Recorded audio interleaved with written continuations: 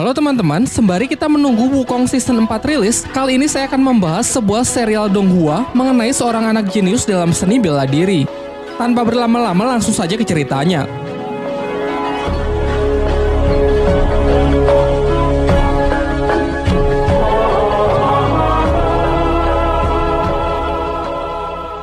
Adegan pertama diperlihatkan seekor rubah putih yang tengah berlari menghindari kejaran para pasukan yang mengincar batu pusaka yang ia bawa. Namun karena sudah terkepung, rubah tersebut memutuskan untuk meledakkan dirinya sendiri.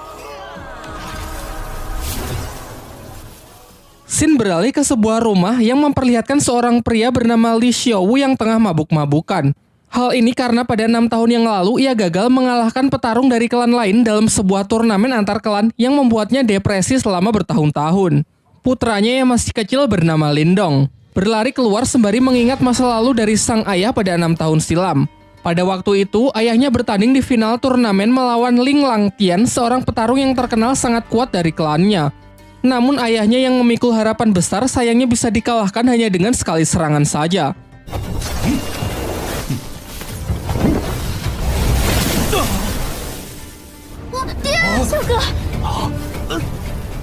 Tak hanya itu, Ling Langtian juga mengambil aura milik ayah Lindong. Singkat cerita, beberapa tahun pun telah berlalu dan Lindong kini telah tumbuh remaja.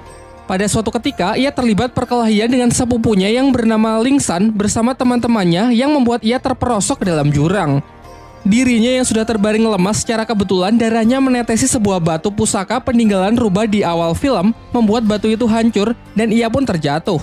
Di dalam gelapnya tempat itu, batu tersebut memancarkan cahaya keemasan yang membuatnya terbangun. Namun saat tersadar ia merasa heran dengan tanda bercahaya yang muncul di telapak tangannya serta luka-lukanya yang sudah sembuh. Saat ia pulang, adiknya yang bernama Qing Tan datang untuk mengajaknya bermain karena tak bisa tidur. Seusai bermain, ia juga langsung pergi. Saat Lindong terlelap tidur, kejadian aneh pun terjadi kembali. Ia bermimpi berada di sebuah dimensi biru gelap yang banyak terdapat pohon bambu. Saat ia masih kebingungan, tiba-tiba ia diserang sosok misterius yang perawakannya sangat mirip dengannya. Pertarungan pun tak terhindarkan, yang memperlihatkan kekuatan mereka benar-benar seimbang.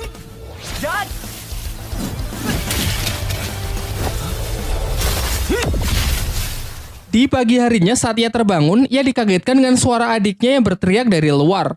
Ternyata kelompok Ling San datang dan mengganggu Qing Tan untuk merebut rumput obat yang ia bawa. Lindong yang bergegas datang mencoba melindungi adiknya dari anak-anak berandalan tersebut.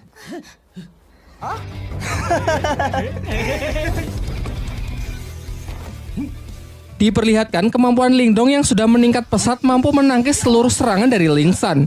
Hingga ia akhirnya menyadari bahwa ia telah mengaktifkan teknik rahasia yang bernama tinju 7 suara.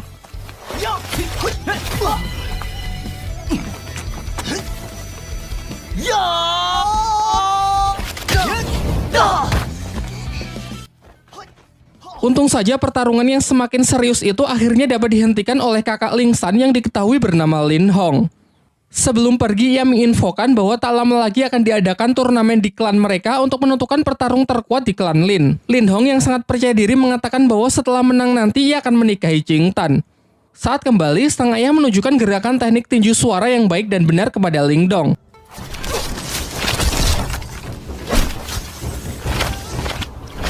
Ia pun berjanji akan melatih Lindong menggunakan berbagai teknik lainnya guna mempersiapkan diri untuk mengikuti turnamen. Di malam harinya, tiba-tiba Lindong melihat Qing Tan yang menggigil kedinginan karena auranya yang keluar tak terkendali. Secara mengejutkan, tanda cahaya di tangan Lindong menyerap aura dari adiknya tersebut dan mengubahnya menjadi 3 mutiara. Berkat itu, keadaan Qing Tan pun mulai membaik. Dan sebagai hadiah, Lindong memberikan mutiara tersebut kepada adiknya dengan syarat kejadian ini harus dirahasiakan, termasuk dari kedua orang tuanya. Keesokan harinya, Lindong kembali memulai latihannya dan berhasil meningkatkan ketahanan tubuhnya. Selain itu, kini secara sadar ia bisa memasuki dimensi rubah dan tempat itu ia jadikan sebagai tempat latihan. Bayangan dirinya yang waktu itu menyerangnya sekarang bisa ia manfaatkan sebagai sparring dalam latihan bertarungnya. Singkat cerita, hari turnamen pun telah tiba. Di putaran pertama, Ling Hao bertarung melawan adiknya sendiri, yakni Ling San. Dari segi kekuatan, kecepatan maupun pengalaman bertarung jelas sang kakak lebih unggul. Di putaran kedua, Qing Tan maju sebagai penantang selanjutnya karena tak ingin dinikahi oleh Ling Hao. Namun lagi-lagi Ling Hao menunjukkan kemampuannya yang memang berada di level yang berbeda. Tak lama setelah itu, Ling Dong akhirnya datang dan maju sebagai penantang terakhir. Dalam pertempuran itu, semua dibuat sangat terkejut melihat peningkatan kekuatan tempur Ling Dong, ditambah lagi ia mampu menggunakan teknik tinju 7 suara. Belum lagi peningkatan durability-nya yang mencapai level tinggi dapat menahan seluruh tekanan yang diberikan oleh Ling Hao. Tak hanya mampu menangkis seluruh serangan dari lawannya, Ling Dong yang mampu mempraktekkan latihannya di dalam dimensi lain dapat melancarkan serangan-serangannya yang secara akurat membuat Ling Hao sangat kewalahan.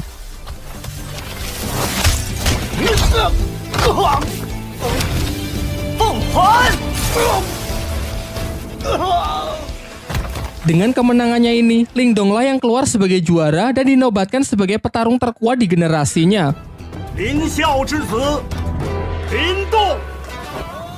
Setelah turnamen berakhir, kakek Ling Dong selaku ketua klan Lin menjelaskan kepada kedua putranya bahwa dua klan tetangga, yakni klan Lei dan klan Xin akan bergabung melalui pernikahan anak-anak mereka. Hal ini lantas membuat kedua klan tersebut kini menjadi beraliansi. Kemudian ia juga memberitahukan mengenai turnamen antar klan berikutnya, yaitu perburuan hewan langka yang masih dirahasiakan. Pembicaraan pun ditutup dengan sang ketua klan yang menyuruh agar anak mereka berlatih lebih keras lagi demi mempersiapkan turnamen selanjutnya.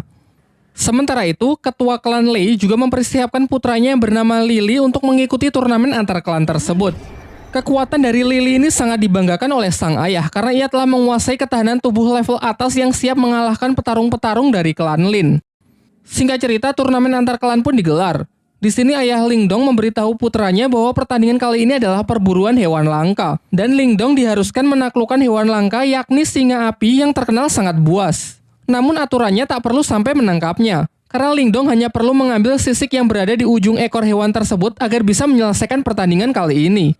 Diperlihatkan semua peserta pun telah berkumpul termasuk putra dari tuan rumah yakni bernama Wu Yun. Di awal-awal saja ketegangan sudah terjadi di antara para peserta karena Lily yang terlalu menyombongkan dirinya. Singkatnya aturan pun dibacakan di mana mereka harus mendapatkan sisik singa api agar bisa memenangkan pertandingan dan dilarang keras untuk berusaha saling membunuh satu sama lain. Ketika Ling Dong bersama adiknya berusaha menemukan singa api, ternyata Lily bersama timnya berhasil menemukannya terlebih dahulu. Namun mereka terlihat kesulitan menaklukkan hewan buas tersebut. Sementara itu dari kejauhan, Ling Dong hanya mengamati mereka dan menunggu kesempatan yang tepat untuk bertindak. Sampai muncullah dari belakang tim Wu Yun yang menawarkan kerjasama. Wu Yun berencana menyerang si singa api saat hewan itu sudah kehabisan tenaga akibat pertarungannya melawan tim Lily. Merasa hal ini cukup menguntungkan, Ling Dong pun sepakat dengan rencananya dan bersedia menjalankan kerjasama tersebut. Setelah menunggu momen yang tepat, mereka pun bersama-sama menyerang tim Lily. Ling Dong menyuruh Wu Yun untuk fokus kepada si singa api, sementara ialah yang akan menghadapi Lily.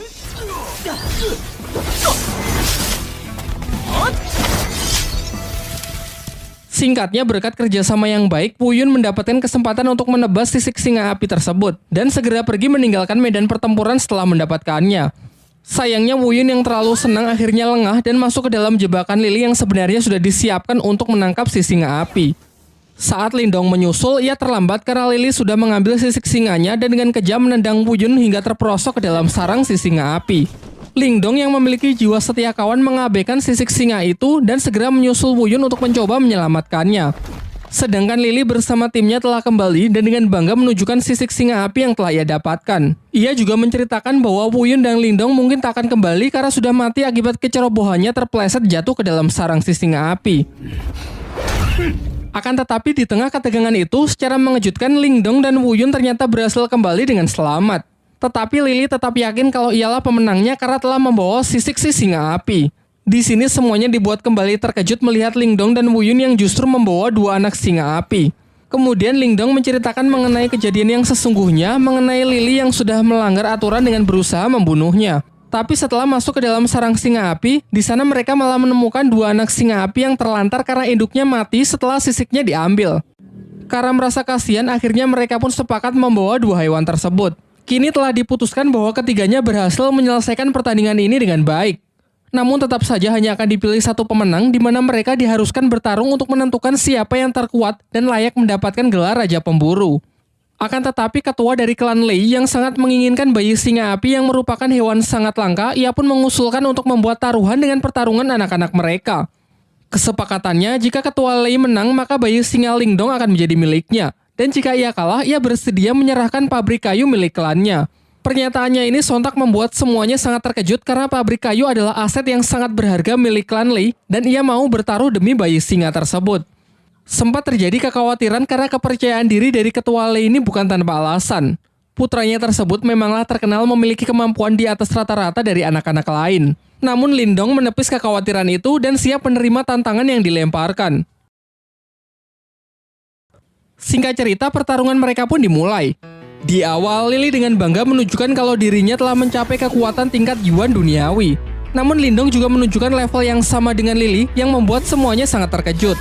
Terungkap bahwa ternyata kemarin sebelum berangkat turnamen, sang ayah memberi Lindong Mutiara Yin, yaitu semacam pil penambah aura. Diperlihatkan dalam pertarungan itu mereka pun saling menyerang dan menangkis. Mungkin karena masih belum terbiasa dengan kekuatan barunya, Lindong nampak masih kesulitan saat mengatur pola serangannya.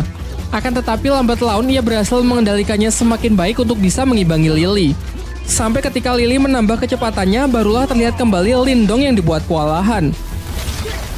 Dengan peningkatan kekuatan yang signifikan serta teknik rahasia petir dari klannya yang tergolong tingkat atas, Lily terus melakukan pressing membuat lawannya hanya bisa bertahan. Lindong yang masih belum menyerah mencoba menyelaraskan kedua tangannya untuk menangkis dan menyerang, yang nampaknya lumayan efektif. Sedangkan Lily yang sudah terlampau kesal berniat mengakhiri pertarungan dengan sebuah teknik serangan super kuat yang mematikan. Bahkan ia sempat mendapatkan peringatan bahwa ini bukanlah pertarungan hidup dan mati. Merasa bahwa Lily tak akan menghentikan serangannya, Lindong pun segera merapalkan beberapa segel tangan untuk merilis teknik yang disebut gerbang ajaib demi mengatasi serangan yang mematikan tersebut. Dan benar saja, teknik yang digunakan Lindong telah ia upgrade ke level 2 sehingga tidak hanya mampu menghalau serangan dahsyat dari Lily, juga cukup kuat untuk menghempaskannya dan membuatnya tak sanggup untuk bangkit kembali. Dengan kekalahan putranya tersebut, dengan kesal dan terpaksa ketua klan Lei pun harus rela menepati janjinya untuk menyerahkan pabrik kayu miliknya. Keesokan harinya, diperlihatkan Lindong dan adiknya tengah bermain dengan si harimau api yang mereka beri nama si Oyen. Barulah di siang harinya, mereka memeriksa tambang kayu yang telah mereka menangkan. Namun terlihat tempat itu benar-benar hancur berantakan. Dalam pencarian petunjuk siapakah yang melakukan hal ini, secara tak sengaja si Oyen membawa Lindong ke sebuah gua yang di sana terdapat banyak lahar panas serta sebuah kerangka monster raksasa. Di dalam gua itu, si Oyen menemukan sebuah kristal biru yang dengan lahap langsung ia makan. Sementara Lindong yang masih penasaran menemukan sebuah bunga yang memancarkan sinar. Namun ketika ia dekati, tangan Lindong malah seakan menyerap semacam energi dari kelopak bunga tersebut yang membuat sekujur tubuhnya menjadi terbakar. Untung saja saat kondisinya semakin buruk, batu rubah di tangannya menyerap energi panas dari kelopak bunga tersebut. Setelah berhasil keluar dan bertemu dengan keluarganya, Lindong menceritakan gua yang baru saja ia temukan serta sebuah batu permata merah yang ia peroleh di dalam sana. Lantas mereka pun bergegas pergi ke lokasi dan sempat terkejut karena ternyata tempat itu adalah tambang permata yang bernilai sangat tinggi. Setibanya di rumah, terlihat Lindong yang mendapatkan 3 batu permata. Dan dengan kekuatan dari batu rubahnya, ia dapat menyatukan ketiga batu menjadi satu permata yang bernilai lebih tinggi. Sementara itu, ketua klan Lei yang mendengar kabar tentang ditemukannya tambang permata jelas membuatnya semakin kesal. Namun setelah mendengar rencana dari rekannya, terlihat wajahnya yang kembali menjadi senang. Di lain waktu, ketika klan Lin sedang berbelanja berbagai macam kebutuhan klan, Lindong pergi ke sebuah toko barang antik di pusat kota untuk sekedar melihat-lihat. Di sana terdapat seorang kakek yang bernama Yandasi. Ia dapat melihat aura milik Lindong yang nampak tak biasa. Setelah Lindong membeli sebuah tas, tiba-tiba batu rubah di tangannya merespon sebuah energi yang berasal dari potongan kayu di toko tersebut. Si penjual mengaku barang itu sama sekali tak berharga dan tak tahu juga apakah fungsinya. Namun ketika Lindong hendak membelinya, ternyata barang tersebut sudah akan dibeli terlebih dahulu oleh seorang gadis bernama Yue. Lindong yang tak mau mengalah memaksa untuk tetap membelinya. Menanggapi hal itu, 2 pengawal dari Yue segera bertindak dengan menodongkan pedangnya kepada Lindong. Namun tiba-tiba saja kedua pedang itu terlempar yang ternyata ini adalah ulah dari si kakek Yanda yang memiliki kemampuan telekinesis. Terungkap bahwa kakek Yanda ini sebenarnya adalah guru dari Yue. Perseteruan mereka pun berakhir dengan Yue yang mengalah meninggalkan tempat tersebut. Sementara kakek Yanda menjelaskan kepada Lindong bahwa kemampuan telekinesisnya adalah kekuatan mental yang berbeda dari teknik bela diri biasa. Ia lalu menawarkan agar Lindong mau menjadi muridnya setelah melihat potensi besar yang ia miliki. Namun Lindong memilih untuk menolak tawaran tersebut karena takut kalau rahasia kekuatan batu rubah di tangannya bisa terbongkar. Kakek Yanda pun sama sekali tidak memaksa dan menghormati keputusan Lindong. Namun sebelum pergi, ia memberikan sebuah buku untuk bisa ia pelajari. Sementara itu, di area tambang datang sekelompok orang dari desa Naga Hitam yang ingin melakukan invasi. Mereka berniat merebut paksa pabrik kayu karena status kepemilikan dari tambang tersebut kini dianggap tidak jelas. Namun sebenarnya orang-orang ini adalah suruhan dari ketua klan Lei yang sengaja ia perintahkan untuk merebut tempatnya kembali. Beruntung Lindong kembali tepat waktu untuk mencoba melakukan perlawanan sehingga terjadilah pertarungan. Ketua Naga Hitam pun tanpa ragu langsung menyerang Lindong yang membuatnya terlempar menghantam gerbang masuk di sana. Dengan selubung aura sebagai pelindung, Lindong masih mampu bertahan dan bangkit kembali. Sementara Qing Tan juga membantu dengan melancarkan beberapa anak panah untuk menghentikan orang-orang tersebut masuk lebih jauh. Setelah melihat potensi Lindong, Ketua Naga Hitam segera memperkuat aura untuk membunuhnya karena khawatir jika dibiarkan kelak Lindong akan menjadi lawan yang menyusahkan. Sementara Lindong setidaknya masih mampu bertahan meskipun digempur dengan berbagai macam serangan yang mematikan. Selain itu terlihat juga ia mengupgrade gerbang ajaib ke level 3 yang mampu mengimbangi kekuatan dari lawannya tersebut.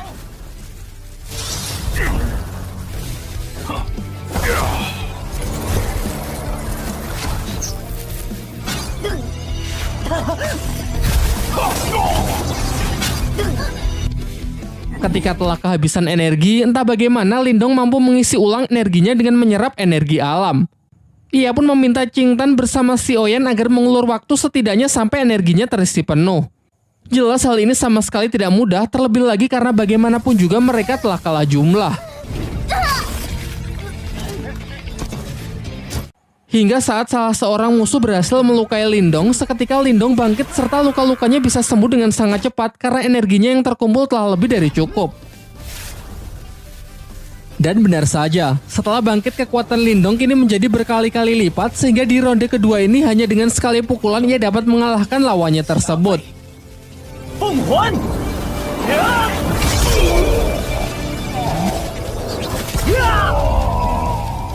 Ketua klan Lei yang mendapatkan kabar bahwa orang-orangnya berhasil dikalahkan sangat terkejut. Terlebih lagi yang mengalahkannya hanya Lindong yang cuma seorang diri.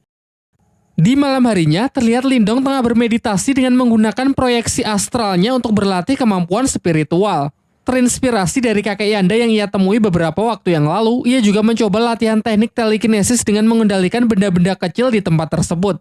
Selain itu, ia yang penasaran dengan potongan kayu yang telah ia beli tadi siang menyadari kalau benda tersebut memiliki semacam energi yang menyelubunginya.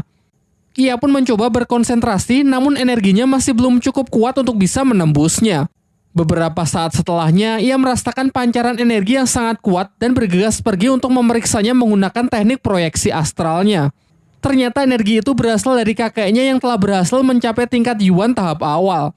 Ia pun lantas segera kembali ke tubuh aslinya untuk menemui sang kakek agar bisa memberikan ucapan selamat. Akan tetapi sang kakek justru menjelaskan bahwa ini hanyalah tingkat Yuan di tingkat awal. Masih ada beberapa tingkat lagi sebelum mencapai tingkat tertinggi. Kemudian ia mengungkapkan bahwa tadi ia sempat merasakan kekuatan mental teknik proyeksi astral yang mendekat, meskipun sesaat langsung menghilang. Namun di sini ia tak tahu kalau kekuatan itu adalah kekuatan milik Lindong. Topik pun berganti. Paman Lindong menyampaikan bahwa tadi ia mendapatkan undangan dari klan Lei untuk membahas mengenai sebuah kerjasama bisnis dengan klan Lin. Singkatnya setelah cukup berdiskusi, mereka pun sepakat untuk menghadiri undangan tersebut. Keesokan harinya, mereka mendatangi rumah utama milik klan Lei. Namun hanya para tetua klan saja yang diperbolehkan untuk masuk. Di saat sedang menunggu, Lindong merasakan ada kekuatan mental yang sangat kuat di sekitarnya yang sedang menggunakan teknik astralnya untuk mengintai. Sementara di dalam ruangan, para tetua klan tengah membicarakan mengenai ajakan kerjasama membangun bisnis untuk keuntungan bersama dengan sistem bagi hasil. Akan tetapi klan Lin keberatan karena dalam kesepakatan itu, ketua klan Lei lah yang akan menjadi pemimpin. Sementara klannya hanya akan menjadi bawahannya saja. Di sini terbongkarlah kedok dari ketua klan Lei yang sebenarnya ingin menjadi penguasa di kota tempat mereka. Perdebatan itu pun semakin memanas yang malah membawa mereka dalam sebuah pertarungan.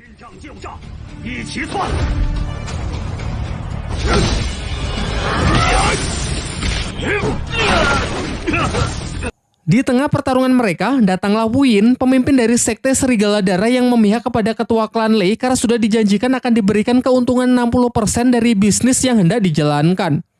Diceritakan bahwa Wu Yin ini menguasai kekuatan mental tingkat tinggi. Dan benar saja, satu persatu dari mereka dapat dijatuhkan dengan sangat mudah.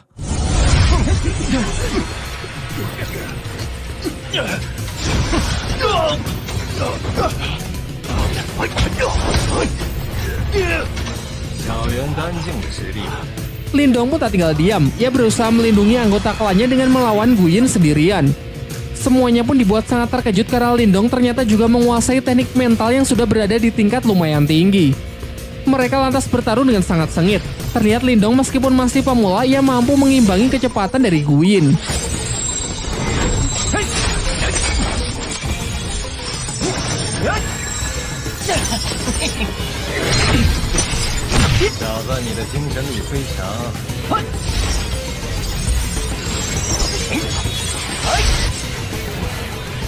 Sampai mereka saling mengadu teknik astral melalui duel udara, namun sayangnya tetap saja Wu Yin lebih unggul dan mampu menekan Lindong. Kembali ke pertarungan dunia nyata, Lindong mencoba melancarkan serangannya dengan beberapa aura jarum, tetapi dapat dengan mudahnya ditangkis yang memperlihatkan perbedaan kekuatan di antara mereka. Kini di puncak pertarungan, Lindong hanya mampu bertahan yang nampak semakin terdesak saja. Akan tetapi di ambang kekalahannya, Lindong teringat mengenai potongan kayu yang memiliki selubung energi mental tingkat tinggi. Lantas ia pun mencoba memanfaatkannya untuk menahan serangan mental dari Wu Yin.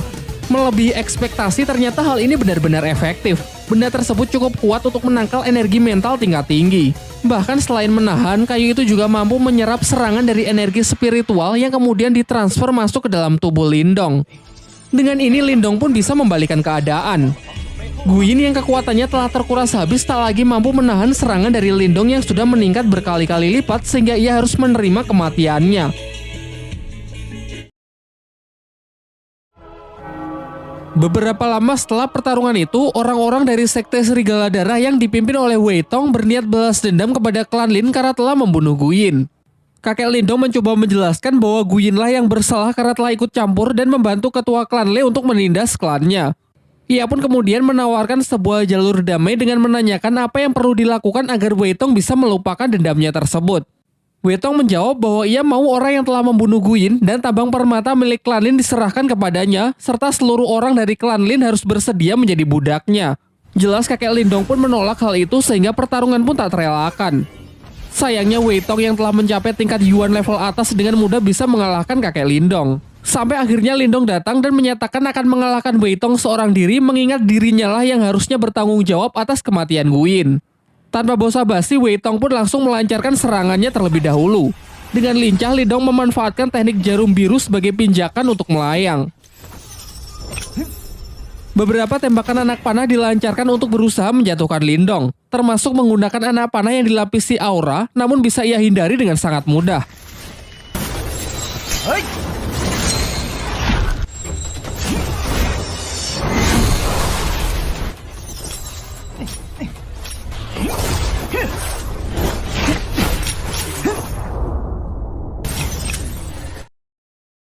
Sampai akhirnya Lindong dengan penuh percaya diri menawarkan sebuah perjanjian, yaitu 3 bulan dari sekarang ia bersedia bertarung sampai mati dengan Wei Tong. Kesepakatannya, jika ia kalah maka ia siap menerima hukuman apapun, serta aset pabrik kayu milik klan Lin akan rela ia serahkan.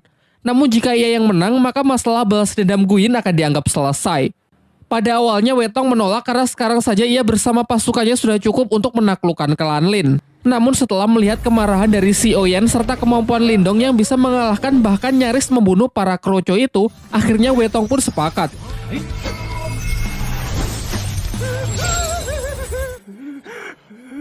Tetapi ia merasa kalau 3 bulan terlalu lama, sehingga ia ingin mempersingkatnya menjadi 2 bulan saja. Setelah kepergian dari orang-orang sekte Serigala Darah, ayah dan kakek Lindong nampak cemas dengan perjanjian tersebut yang menurut mereka terlalu beresiko karena mempertaruhkan klannya. Namun Lindong menepis kekhawatiran itu dengan mengatakan bahwa ia akan berusaha semaksimal mungkin, mengingat ialah yang memang harus bertanggung jawab dalam kasus ini. Ia lalu meminta izin untuk pergi ke ibu kota lebih awal demi lebih banyak menuntut seni ilmu bela diri di sana. Akan tetapi sebenarnya ia juga punya alasan yang ia rahasiakan, yaitu mencari cara untuk melatih batu rubah di tangannya agar bisa sepenuhnya ia kendalikan. Keesokan harinya, Lindong pun berpamitan dengan semuanya meskipun terlihat sang adik sebenarnya tak rela jika kakaknya pergi sendirian. Singkatnya, Lindong pun berangkat ke ibu kota dengan menunggangi seekor kuda. Setelah tiba di ibu kota, ia mendapatkan informasi kalau di sana akan ada pelelangan benda-benda antik yang digelar untuk para bangsawan. Lindong yang tertarik berniat menghadiri pelelangan tersebut dengan harapan bisa menemukan barang bagus yang bisa berguna nantinya. Bermodalkan dengan beberapa butir permata yang ia bawa, Lindong pun diubah penampilannya agar layak memasuki pelelangan yang dihadiri oleh para bangsawan tersebut. Setibanya di sana, Lindong kembali bertemu dengan kakek Yanda yang diundang sebagai tamu serta ia juga melihat Yue yang datang bersama panitia pelelangan bernama Xuansu. Dalam pelelangan tersebut, Lindong tertarik dengan sebuah tanaman langka yang mampu meningkatkan kekuatan spiritual seseorang. Semuanya sempat dibuat terkejut karena Lindong yang menawarnya dengan harga yang sangat mahal. Diperlihatkan, kakek Yanda sangat terkejut karena merasakan energi dari keberadaan Lindong yang benar-benar telah meningkat pesat. Seusai acara pelelangan itu, Xuansu mengajak Lindong pergi menemui kakek Yanda di sebuah ruangan pertemuan. Sebelum berangkat, mereka sempat merasakan kehadiran mata-mata yang sedari awal sudah membuntuti Lindong.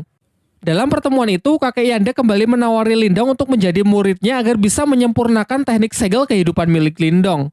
Namun dengan sopan Lindong menolak tawaran itu dan menunjukkan bahwa ia telah menyempurnakannya. Hal ini sontak membuat semuanya sangat kagum karena Lindong dapat melakukannya dalam waktu yang relatif singkat. Kemudian barulah dijelaskan bahwa segel kehidupan adalah dasar dari ahli kekuatan mental. Segel ini dibagi menjadi 3 jenis, yakni segel kehidupan, segel duniawi, dan segel surgawi.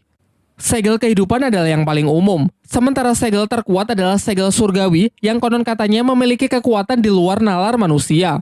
Singkat cerita, Lindong bersedia menceritakan masalah klannya yang sedang bersinggungan dengan sekte Serigala Darah serta kesepakatannya untuk bertarung hidup dan mati melawan Wei Tong. Mendengar hal itu, Xuansu memberitahukan bahwa terdapat sebuah kolam surgawi yang berisikan energi murni yin dan yang dari sumber kolam tersebut. Kabarnya jika seseorang memasuki kolam itu maka dapat meningkatkan kekuatan spiritualnya, dan kabar baiknya baru-baru ini ditemukan keberadaan kolam surgawi tersebut, namun sayangnya berada di wilayah perbatasan desa dengan klan lain dan masih menjadi sengketa. Xuansu lalu juga menceritakan bahwa telah disepakati sebuah turnamen di mana pemenangnya berhak mengambil energi murni dari kolam tersebut. Tanpa pikir panjang, Lindong pun setuju untuk berpartisipasi dalam turnamen itu. Di lain waktu, Lindong kembali memasuki dimensi batu rubah, namun anehnya bayangan hitam yang selalu menjadi alat berlatihnya tak lagi muncul. Ia pun mencoba berkonsentrasi untuk menemukan sumber masalah. Dan tiba-tiba di sana muncul sesosok bayangan putih yang tak lain adalah si rubah putih itu sendiri. Rubah putih itu lalu memperkenalkan diri bahwa ia adalah jelmaan iblis celestial yang bernama Martha sekaligus pemilik dari dimensi ini. Ia juga menjelaskan bahwa dahulu ia sangat kuat berkat batu tersebut. Akan tetapi seiring berjalannya waktu, batu itu justru menyerap energi spiritualnya hingga menjadi sangat lemah. Akhirnya ia terpaksa hidup bersembunyi di dalam batu tersebut agar jiwanya tidak lenyap. Martha kemudian menyarankan jika Lindong tak ingin bernasib sama, Lindong harus mengisi ulang energi batu itu dengan energi murni. Seketika Lindong pun teringat dengan kolam surgawi yang kabarnya dipenuhi oleh energi murni. Mengingat kalau di turnamen perebutan kolam surgawi nanti ia tak bisa mengandalkan kekuatan batu rubah karena butuh diisi ulang, Martha pun mengajaknya ke sebuah tempat di mana terdapat benda yang disebut piringan mental. Meskipun benda ini bisa menjadi jalan pintas untuk meningkatkan kekuatan spiritual, namun resikonya juga sangat berbahaya. Yaitu jika dalam prosesnya Lindong tak sanggup menahan rasa sakit, maka kekuatan spiritualnya akan lenyap dan tak akan bisa dipulihkan lagi. Tanpa banyak berpikir, Lindong pun ingin mencobanya dan bersedia menanggung semua resiko yang mungkin terjadi. Dan benar saja, saat proses berlangsung, ia merasakan sakit yang sangat luar bioskop. Sampai akhirnya dengan tekad yang kuat, Lindong berhasil melewati proses tersebut, alhasil kekuatan mentalnya pun meningkat pesat. Setelah itu, Martha menyarankan agar Lindong memakan rumput obat yang ia beli sebelumnya agar kondisi dan energi mentalnya bisa segera pulih. Karena setelah ini ia akan mengajarinya teknik baru yang disebut teknik Borkeong. Keesokan harinya, Lindong datang ke suatu tempat di mana semua orang di pelelangan berkumpul. Di sana datang juga Yue dan seorang pria bernama Liu Yi. Kemudian Xuansu mempertemukan Lindong dengan pemilik rumah pelelangan yang diketahui bernama Xia Wanjin. Ia menjelaskan bahwa Yue, Liu Yi, dan Lindong akan bertanding melawan petarung lain dalam rangka memperebutkan kolam surgawi. Singkat cerita, mereka pun bersama-sama pergi ke tempat turnamen. Setibanya di sana, mereka bertemu dengan tim lawan perwakilan dari Sekte Serigala Darah yang diketahui seorang pria bernama Yue San dengan kedua anaknya yang di sampingnya. Di sebelah kanan ada Yue Feng dan di kiri ada Yue Lin serta di belakang ada seorang petarung bayaran yang bernama Jiang Li. Dijelaskan bahwa mereka ini bukan petarung kaleng-kaleng karena sudah mencapai tingkat Yuan Surgawi tahap akhir. Di putaran pertama, Yue maju menggunakan sebuah pedang untuk melawan Yue Lin dengan senjata cambuknya. Sejauh ini pertarungan dua wanita ini terlihat cukup seimbang. Mereka menyerang dan menangkis mengandalkan senjata mereka masing-masing. Namun akhirnya pertarungan singkat tersebut dapat dimenangkan oleh Yue dengan berhasil menodongkan pedangnya tepat ke leher Yue Lin. Di putaran kedua, Yue Feng maju sebagai perwakilan berikutnya. Sementara Lindong yang nampak ragu-ragu segera diambil alih oleh Liu Yi yang bersedia maju terlebih dahulu dengan senjata tombaknya.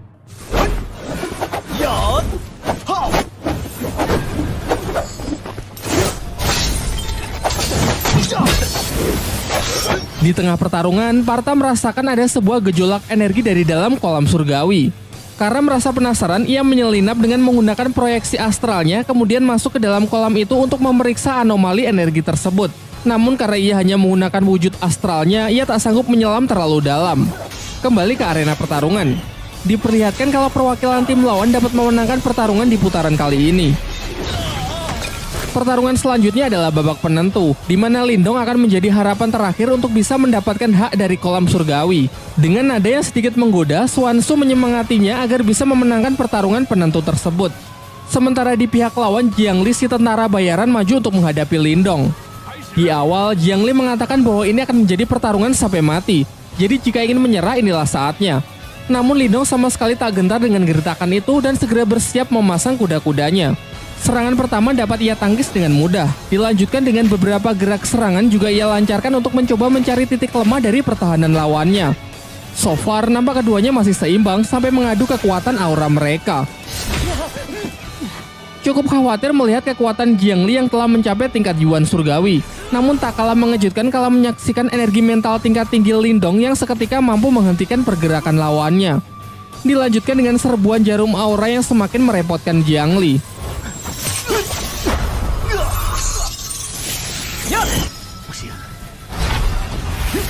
Mencoba serangan jarak dekat pun juga percuma karena tekanan energi mental Lindong yang dengan kuat menghempaskannya.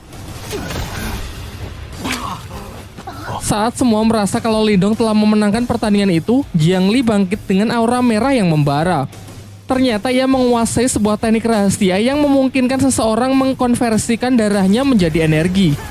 Hal ini membuat kekuatannya meningkat pesat dalam beberapa saat meskipun teknik ini dinilai sangat berbahaya dan memiliki resiko yang sangat tinggi. Beberapa kali serangan pun dilancarkan yang hanya dapat Lindong hindari. Bahkan serbuan jarum aura pun benar-benar sudah tidak mempan. Sebagai serangan penutup, Jiang Li memusatkan energinya di tangan untuk menciptakan serangan mematikan yang berwujud tangan merah raksasa. Sementara Lindong bersiap dengan teknik barunya yang diajarkan oleh Martha, yaitu teknik Borkeong. Bentrokan teknik yang sangat kuat itu pun menghasilkan gelombang yang menggentarkan langit dan bumi. Namun saat debu telah menyingkir, terlihat Jiang Li yang sudah mati langkah dengan 4 jarum Lindong yang diarahkan tepat ke lehernya. Sehingga dengan ini Lindonglah yang keluar sebagai pemenang dan memiliki hak atas kolam surgawi. Setelah kemenangan itu, mereka bertiga masuk ke dalam kolam untuk menyerap energi spiritual sebanyak-banyaknya. Namun dibandingkan yang lain, teknik penyerapan energi milik Lindong berjalan jauh lebih lambat. Martha pun justru menertawakannya. Dikarenakan waktu berendam yang terbatas, Martha membuat sebuah kesepakatan dengan Lindong, yaitu ia akan membantunya menyerap energi spiritual dengan cepat dengan syarat jika sudah selesai, Lindong harus bersedia turun ke dasar kolam untuk melihat sumber energi aneh dari kolam surgawi tersebut. Tanpa pikir panjang, Lindong pun menyetujui kesepakatan yang dibuat Martha. Dan benar saja, setelah mendapatkan bantuan dari Martha, dengan sangat cepat energi mengalir deras ke dalam diri Lindong. Bahkan efek dari proses itu sampai dirasakan di atas kolam yang muncul pusaran air raksasa. Seusai proses penyerapan, sesuai kesepakatan, ia turun ke dasar kolam untuk memeriksa sumber dari energi kolam surgawi. Di bawah sana, Lindong menemukan giok iblis piton yang dalam kondisi tersegel. Pada awalnya Lindong tak ingin mengusiknya dan berniat langsung pergi. Namun Martha berusaha membujuknya dengan mengatakan kalau ini tidak berbahaya karena iblis ini sedang terluka. Ia juga menjelaskan bahwa sumber energi spiritual yang Lindong serap sebagian tadi berasal dari mutiara yin dan yang berada di belakang jiwa iblis tersebut. Martha lalu menambahkan, jika Lindong berhasil mendapatkan mutiara tersebut, maka hanya dalam waktu singkat Lindong dapat mencapai tingkat Yuan Yin. Namun karena mutiara itu diselubungi jiwa iblis, Martha harus menghisapnya terlebih dahulu supaya Lindong bisa mengambilnya.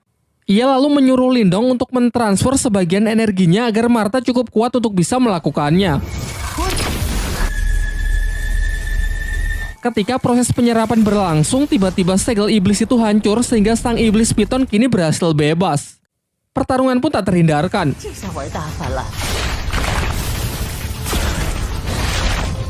Di sini Martha berusaha mengalihkan perhatian ular piton itu supaya Lindong memiliki cukup waktu untuk mengambil mutiaranya. Akan tetapi Lindong yang masih ragu sama sekali tak punya keberanian untuk mendekat. Sampai akhirnya Martha menggunakan rencana cadangan, yaitu kembali masuk ke dalam tangan Lindong. Pada awalnya Lindong mengira kalau Martha sudah menipunya. Namun selang beberapa waktu, luapan energi keluar dari tangannya yang ternyata adalah Martha dengan wujud aslinya, yaitu naga api raksasa. Dengan cepat ia membakar iblis piton itu dengan semburan api lalu segera menyerapnya.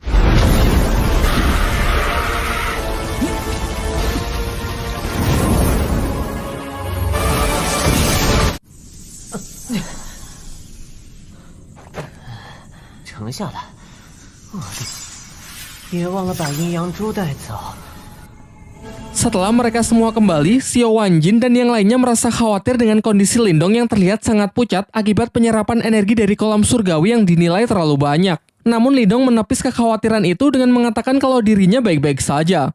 Ia menegaskan asalkan ia bisa segera naik tingkat dan bisa mengalahkan Wei Tong dari Sekte Serigala Darah, apapun rela ia lakukan. Dalam pembicaraan itu, Xiao Wanjin menjelaskan bahwa Sekte Serigala Darah selama ini juga menjadi musuh bebuyutan bagi pihaknya. Terlebih lagi karena Lindong telah membantunya mendapatkan kolam surgawi, ia pun bersedia memberikan bantuan apapun. Di akhir pembicaraan, Suanshu memberikan buku langka dari pelelangan kemarin yang berisi teknik-teknik rahasia agar bisa Lindong pelajari demi mempersiapkan dirinya agar bisa menang melawan Wei Tong.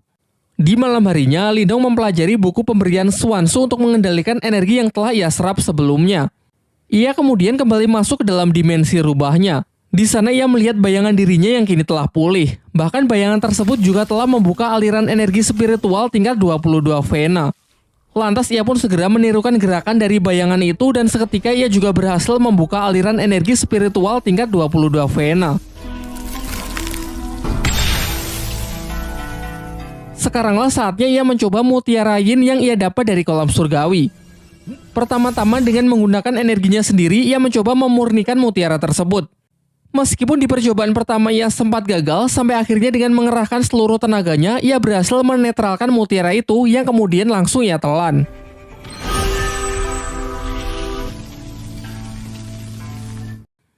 Terlihat gejolak kekuatan spiritualnya pun meningkat pesat. Bahkan segel kehidupannya kini menjadi 2. Dengan ini ia pun sangat yakin kalau di pertarungan nanti ia bisa menghancurkan Wei Tong. Keesokan harinya, Suanshu mengajak Lindong ke tempat pelelangan dengan mengatakan kalau ada orang yang ingin menemuinya. Ternyata di sana datang keluarga besar Lindong, yaitu Qing Tan, ayahnya dan kakeknya. Setelah Suanshu pergi, sang kakek tiba-tiba menyerang Lindong dengan maksud menguji sudah sejauh mana kekuatan cucunya tersebut.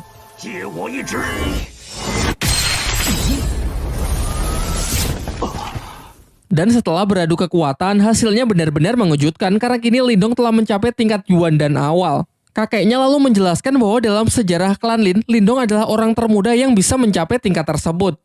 Singkat cerita, hari pertarungan pun telah tiba, di mana Lindong harus berhadapan melawan Wei Tong dari Sekte Serigala Darah dalam pertarungan hidup dan mati. Semua orang datang menyaksikan pertarungan mereka, termasuk keluarga Lindong. Namun tanpa mereka sadari ada mata-mata dari pihak Wei Tong di belakang mereka. Ketika nama mereka disebut, Lindong dan Wei Tong segera memasuki arena. Superhero landing. Di sini Wei Tong cukup terkejut melihat peningkatan kekuatan Lindong yang juga sudah mencapai tingkat Yuan dan awal. Wei Tong lalu maju untuk memulai serangannya yang dengan cepat langsung disambut dengan baik oleh Lindong. Sayangnya peningkatan kekuatan Wei Tong juga tak kalah mengesankan. Ia berhasil menekan Lindong hingga hampir jatuh keluar arena. Namun ternyata arena pertarungan mereka dilindungi semacam penghalang dari energi mental yang mencegah para petarung melarikan diri. Hal ini dianggap wajar karena mereka telah menyatakan akan bertarung sampai mati. Wei Tong kembali melancarkan serangannya yaitu pukulan keras bertubi-tubi. Sementara Lindong terlihat kewalahan menahan tekanan yang terus diberikan. Sejauh ini nampaknya Wei Tong lah yang menguasai jalannya pertempuran. Teknik demi teknik Lindong lancarkan akan tetapi sama sekali tak berefek. Ialah yang justru menerima pukulan mentah dari Wei Tong yang tepat mengarah ke dadanya. Terdengar sorak dari para penonton yang meragukan Lindong membuat pihaknya semakin cemas kalau Lindong tak akan mampu bertahan.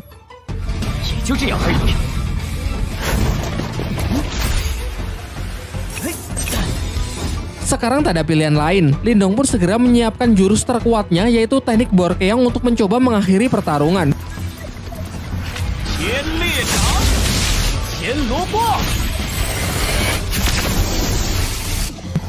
Sebenarnya serangan Lindong ini bisa saja mengalahkan Wei Tong. Namun Wei Tong menggunakan cara licik dengan menyuruh mata-matanya menyandera Qing Tan sehingga membuat Lindong kehilangan konsentrasinya. Sementara kakek Yanda berusaha membantu dengan mencoba mendekati mata-mata tersebut. Di arena, Lindong benar-benar tidak bisa fokus bertarung karena melihat adiknya dalam bahaya. Alhasil serangan-serangan Wei Tong pun banyak yang masuk.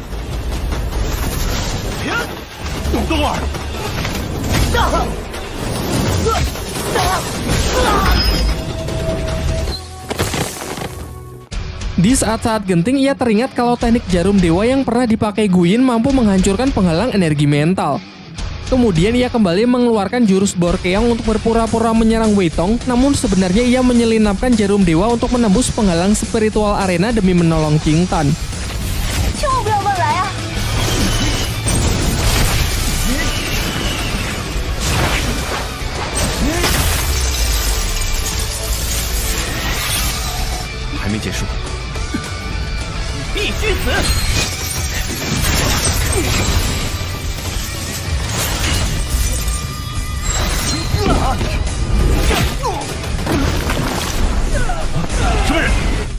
Saat si mata-mata hendak mencoba menyerang lagi, datanglah kakek Yanda yang membantu mengalahkannya.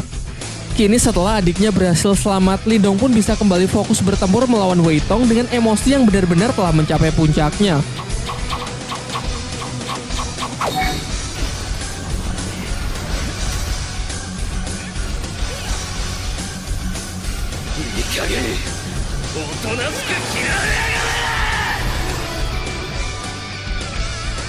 Setelah menerima gempuran serangan dari Lindong, Wei Tong pun benar-benar sudah kehabisan tenaga dan ia pun mengaku kalah.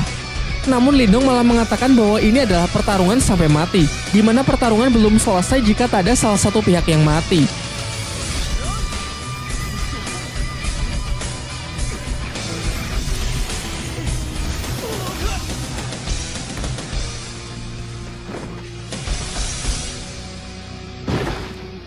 Cerita kemudian loncat ke beberapa bulan setelahnya.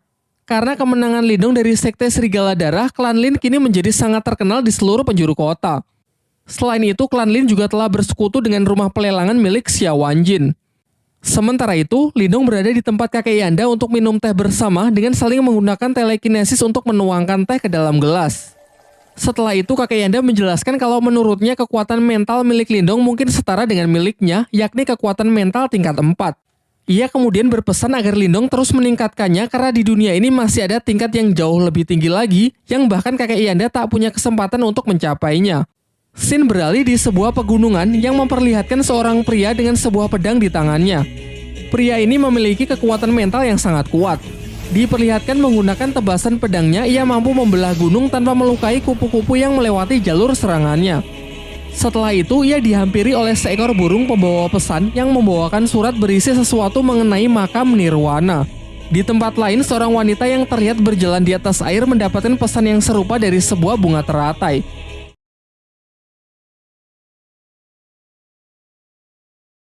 Di awal film, terlihat rombongan klan Lin sedang dalam perjalanan untuk mengantarkan batu permata. Namun di tengah jalan, mereka diserang oleh sekelompok bandit yang ingin merampok mereka. Sebuah serangan nyaris membunuh Ling Hao. Beruntung sepupunya Lingdong berhasil menyelamatkannya. Tidak berhenti sampai di sana, ratusan anak panah ditembakkan untuk menggempur rombongan klan Lin. Nampaknya mereka ini bukan bandit biasa karena terlihat mereka sangat mahir menggunakan senjata yang dilapisi energi spiritual. Sampai akhirnya Lindong menyuruh Lin Hong dan rekan-rekan lainnya untuk segera pergi, sementara dirinya akan tetap tinggal untuk bertarung demi mengalihkan perhatian para bandit tersebut. Sebelum bala bantuan dari musuh datang, ia pun segera melepaskan ledakan energi dari teknik gerbang ajaibnya agar bisa segera mengakhiri pertempuran. Setelah kembali, Lindong menceritakan apa yang baru saja ia alami kepada ayah dan kakeknya. Sang kakek mengatakan bahwa tidak heran banyak orang jahat yang mengincar klan Lin demi mendapatkan batu permata yang sangat berharga mereka. Terlebih lagi karena klan Lin baru beberapa bulan pindah ke kota Yan sehingga masih sulit membedakan antara kawan dan lawan. Pembicaraan pun ditutup dengan kakek Lindong yang berpesan agar tidak mencolok saat mengantarkan barang. Beberapa waktu setelahnya diperlihatkan Lindong yang bermeditasi melatih kekuatan spiritualnya. Namun Martha si rubah putih yang selalu menjadi mentornya masih tertidur sehingga ia ragu apakah latihan sendiri seperti ini akan efektif. Tak lama setelah itu, Ching Tan datang menghampirinya untuk menyampaikan pesan dari kakek Yanda yang ingin menemuinya di perguruan bela diri. Namun sebelum pergi, tangan Lindong merasakan tangan adiknya tersebut sangat dingin, meskipun langsung Ching Tan tepis dengan mengatakan bahwa dirinya sedang baik-baik saja. Singkat cerita, Lindong pun pergi dengan mengajak si Oyen sampai ke depan pintu gerbang perguruan yang dibaliknya nampak sebuah tepi jurang dengan banyak pulau-pulau yang mengambang di sekitarnya. Dengan menaiki salah satu pulau kecil, datanglah utusan dari kakek Yanda untuk menjemputnya menuju tempat perguruan dari kakek Yanda. Dalam perjalanan, Lindong juga sempat melihat pemandangan para murid lain yang tengah berlatih kekuatan spiritual. Singkatnya, ketika ia sudah sampai di kediaman kakek Yanda, tiba-tiba sebuah serangan datang yang ternyata berasal dari Yue, salah satu murid senior dari kakek Yanda. Di sini ia nampak bersikap dingin kepada Lindong dan bermaksud menantangnya bertarung untuk menguji kemampuan Lindong.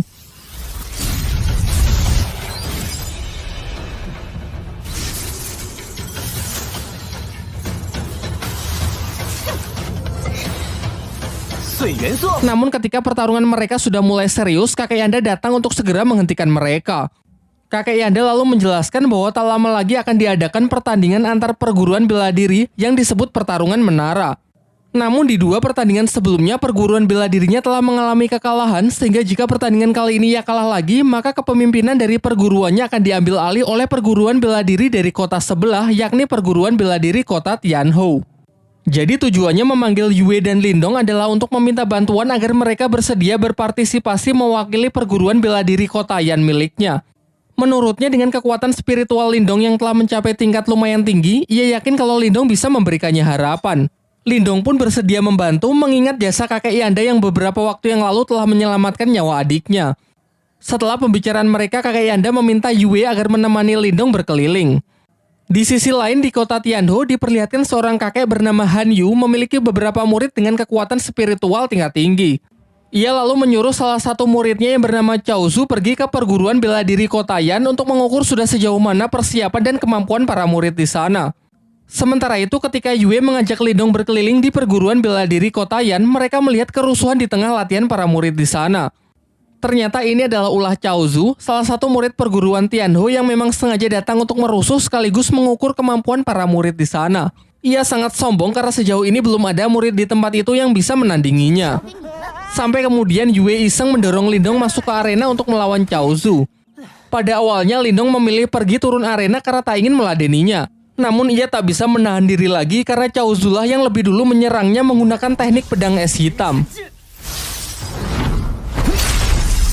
Di atas arena mereka pun saling mengadu teknik mereka masing-masing. Nampak benturan antar senjata mental mereka lumayan menggentarkan arena.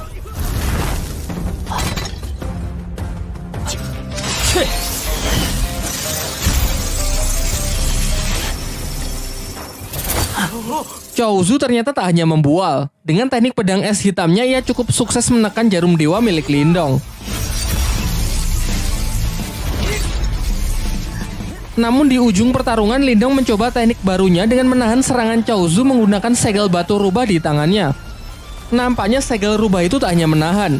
Tangan Lindong seakan menyerap energi spiritual dari lawannya tersebut. Ketika lawannya ingin melarikan diri, Lindong sejenak menghentikannya dan mengambil senjata dari lawannya tersebut.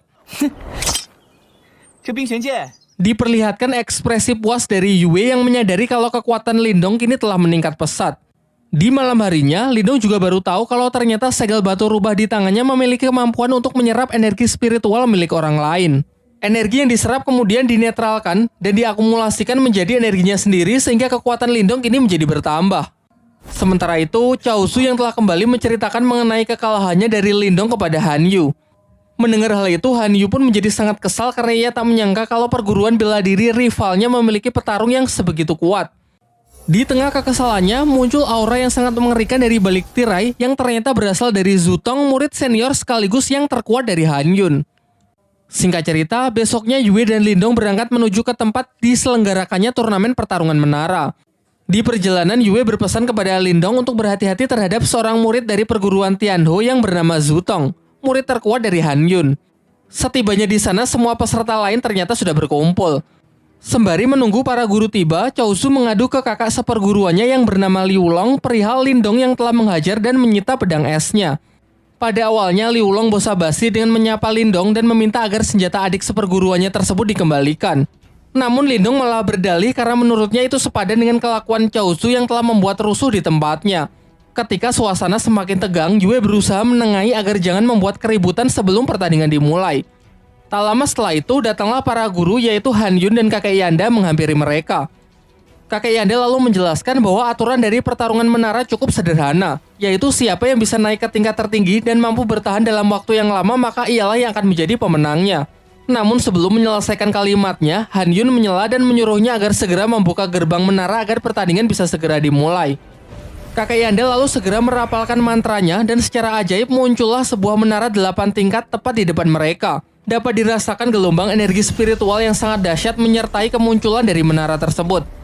Setelah pintu dibuka, pertarungan menara pun dimulai dengan sistem Battle Royale, di mana petarung yang bisa bertahan paling lama dan berhasil naik ke lantai tertinggi maka ialah pemenangnya. Ketika semua peserta telah bergegas masuk ke dalam menara, di luar Han Yun dan kakek Yanda memantau keadaan di dalam menara menggunakan semacam proyeksi spiritual. Sementara itu, Lindong yang telah masuk sangat terkejut karena sebagian energi mental di gerbang masuk ternyata bisa ia serap sehingga sekali lagi kekuatannya mengalami peningkatan. Tak ingin berlama-lama di lantai dasar, Lindong pun segera naik ke lantai yang lebih tinggi dengan melewati rintangan-rintangan kecil. Di sisi lain, ternyata Zutong memimpin dengan dirinya yang telah mencapai lantai ke-6 dengan sangat cepat, disusul oleh Yue sebagai runner-up yang berusaha mengejar ketertinggalannya. Satu tingkat di bawahnya ada Chaozu dan Liu Long yang terjebak di lantai 5 dan tak bisa naik lebih tinggi lagi karena tekanan energi mental yang semakin kuat. Namun alih-alih menghabiskan energinya untuk berusaha naik ke lantai 6, Liu Long mempunyai ide untuk tetap tinggal di lantai 5 dengan tujuan menghalangi peserta lain yang ingin naik ke lantai selanjutnya. Dan benar saja, Lindong yang baru saja sampai di lantai 5 langsung mereka halangi. Chaozu yang merasa dendam karena Lindong telah mempermalukannya sekarang mencoba untuk membalasnya. Bersama dengan Liu Long, mereka pun mengeroyok Lindong yang cuma sendirian. Akan tetapi Lindong nampak tak takut sedikit pun dan justru memanas-manasi mereka dengan memperlihatkan senjata Chaozu yang kemarin ia sita. Kini ia kendalikan sebagai senjata untuk melawan mereka. Diperlihatkan dari kedua sisi, Chaozu dan Liu Long mengepung Lindong dengan masing-masing teknik mental mereka.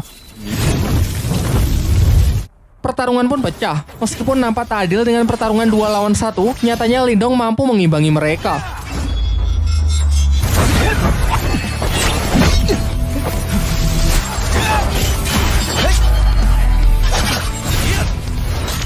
Bahkan ia cukup cakap untuk mematahkan teknik roda ganda milik Chaozu. Sementara Liu Long yang terus menggempurnya dengan pedang mentalnya juga sangat kewalahan karena Lindong dapat bertahan sekaligus menyerang dalam waktu yang bersamaan.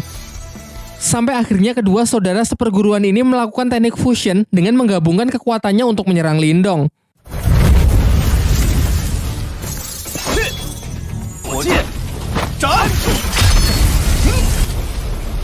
Nampak Lindong yang mulai keringat dingin karena sudah meremehkan mereka. Namun mengingat serangan itu didasari oleh energi mental, dengan segel batu rubahnya Lindong pun dapat menghisapnya sampai kering.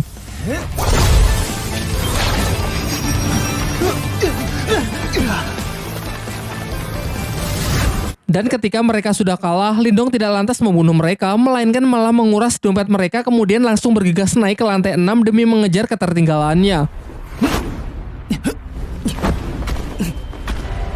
Sementara itu di lantai 6 terlihat Yue yang berusaha keras untuk naik ke lantai 7, namun ia selalu gagal karena tekanan energi mental di sana sangat kuat yang jauh melebihi apa yang bisa ia bayangkan. Berbeda dengan rivalnya, Zutong nampak santai berpisah dengan Yue karena tinggal selangkah lagi ia sudah bisa naik ke lantai 7. Hal ini membuktikan kalau tingkat kekuatannya memanglah luar biasa kuat. Yue yang merasa kecewa dengan dirinya sendiri akhirnya melepas pegangannya karena telah kehabisan tenaga. Beruntung Lindong datang tepat waktu dan masih sempat menangkapnya. Setelah mengucapkan janji bahwa ia pasti akan menang, Lindong pun segera melompat untuk menyusul Zutong naik ke lantai selanjutnya. Di luar menara, Hanyu dan kakek Yanda hanya tahu kalau ada dua peserta yang berhasil naik ke lantai 7 tanpa tahu siapakah mereka. Pada awalnya Hanyu mengira kalau mereka pasti Zutong dan Yue, namun kakek Yanda yakin kalau itu bukan Yue melainkan Lindong. Sementara di dalam menara, Lindong telah berhasil naik ke lantai 7. Namun tidak hanya adanya tekanan mental yang jauh lebih kuat, karena di sana juga terdapat rintangan sambaran petir yang mencegah mereka naik ke lantai 8. Terlihat Zutong yang sudah berada lebih tinggi sangat terkesan dengan Lindong yang berhasil mencapai lantai ini. Mereka pun mulai berlomba-lomba untuk bisa naik ke lantai 8. Zutong mulai menyerang Lindong untuk memperlambatnya. Akan tetapi dengan cepat Lindong bisa melewati semua rintangan sekaligus melancarkan serangan balik.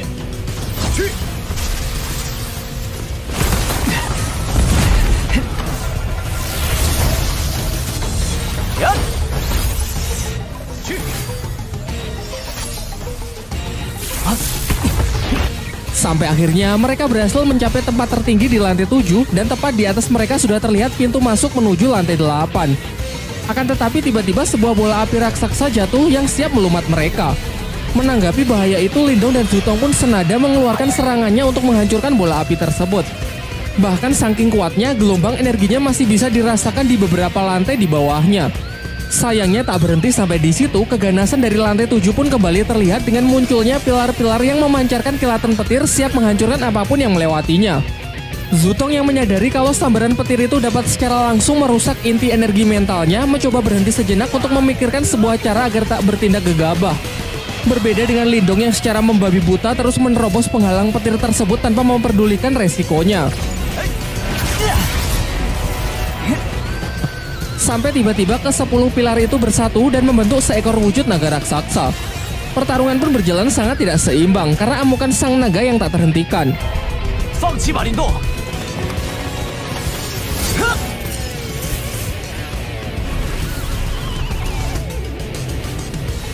Di saat naga itu melilit Lindong, Lindong baru menyadari bahwa ular ini hanyalah bongkahan energi mental, di mana ini artinya ada kemungkinan kalau ia bisa menyerapnya. Setelah menghisap habis naga tersebut tanpa membuang waktu, Lindong pun langsung melompat ke lantai 8 meninggalkan Zutong. Di luar menara terlihat ada seorang peserta yang telah berhasil naik ke lantai tertinggi. Namun mereka semua beranggapan kalau Zutonglah yang berhasil mencapainya. Sementara itu di dalam lantai 8 terlihat ekspresi puas Lindong karena telah mencapai lantai tertinggi dan bisa memenangkan pertandingan kali ini. Di sana ia menemukan ada semacam prasasti kuno mengenai penyempurnaan teknik energi mental, sayangnya gagal ia pelajari karena tenaga Lindong yang telah terkuras habis. Namun ia tak lantas menyerah begitu saja. Di sekitarnya ia merasakan ada banyak energi spiritual yang bertebaran, ia pun bergegas menyerapnya untuk mengisi ulang tenaga sekaligus agar kekuatannya bisa naik ke tingkat 3. Di waktu yang bersamaan, para peserta yang telah gagal satu persatu keluar dari menara. Namun semua dibuat sangat terkejut saat melihat Zutong juga keluar dari menara itu dan mengakui kekalahannya dari Lindong. Kini semuanya pun sudah jelas bahwa Lindonglah yang menjadi pemenangnya. Karena tak ingin lebih dipermalukan lagi, Han Yun pun segera menarik kembali semua pihaknya untuk meninggalkan tempat ini. Singkat cerita, malam pun telah tiba. Terhitung sudah 24 jam semenjak Lindong masuk ke dalam menara. Terlihat Yue mulai cemas takut kalau sesuatu yang buruk menimpa Lindong. Sementara itu, di dalam menara lantai teratas, Lindong benar-benar berusaha keras hingga akhirnya ia berhasil mencapai kekuatan mental tingkat ketiganya. Bahkan sampai-sampai luapan energinya bocor keluar menara yang mengejutkan Yue dan kakek Yanda.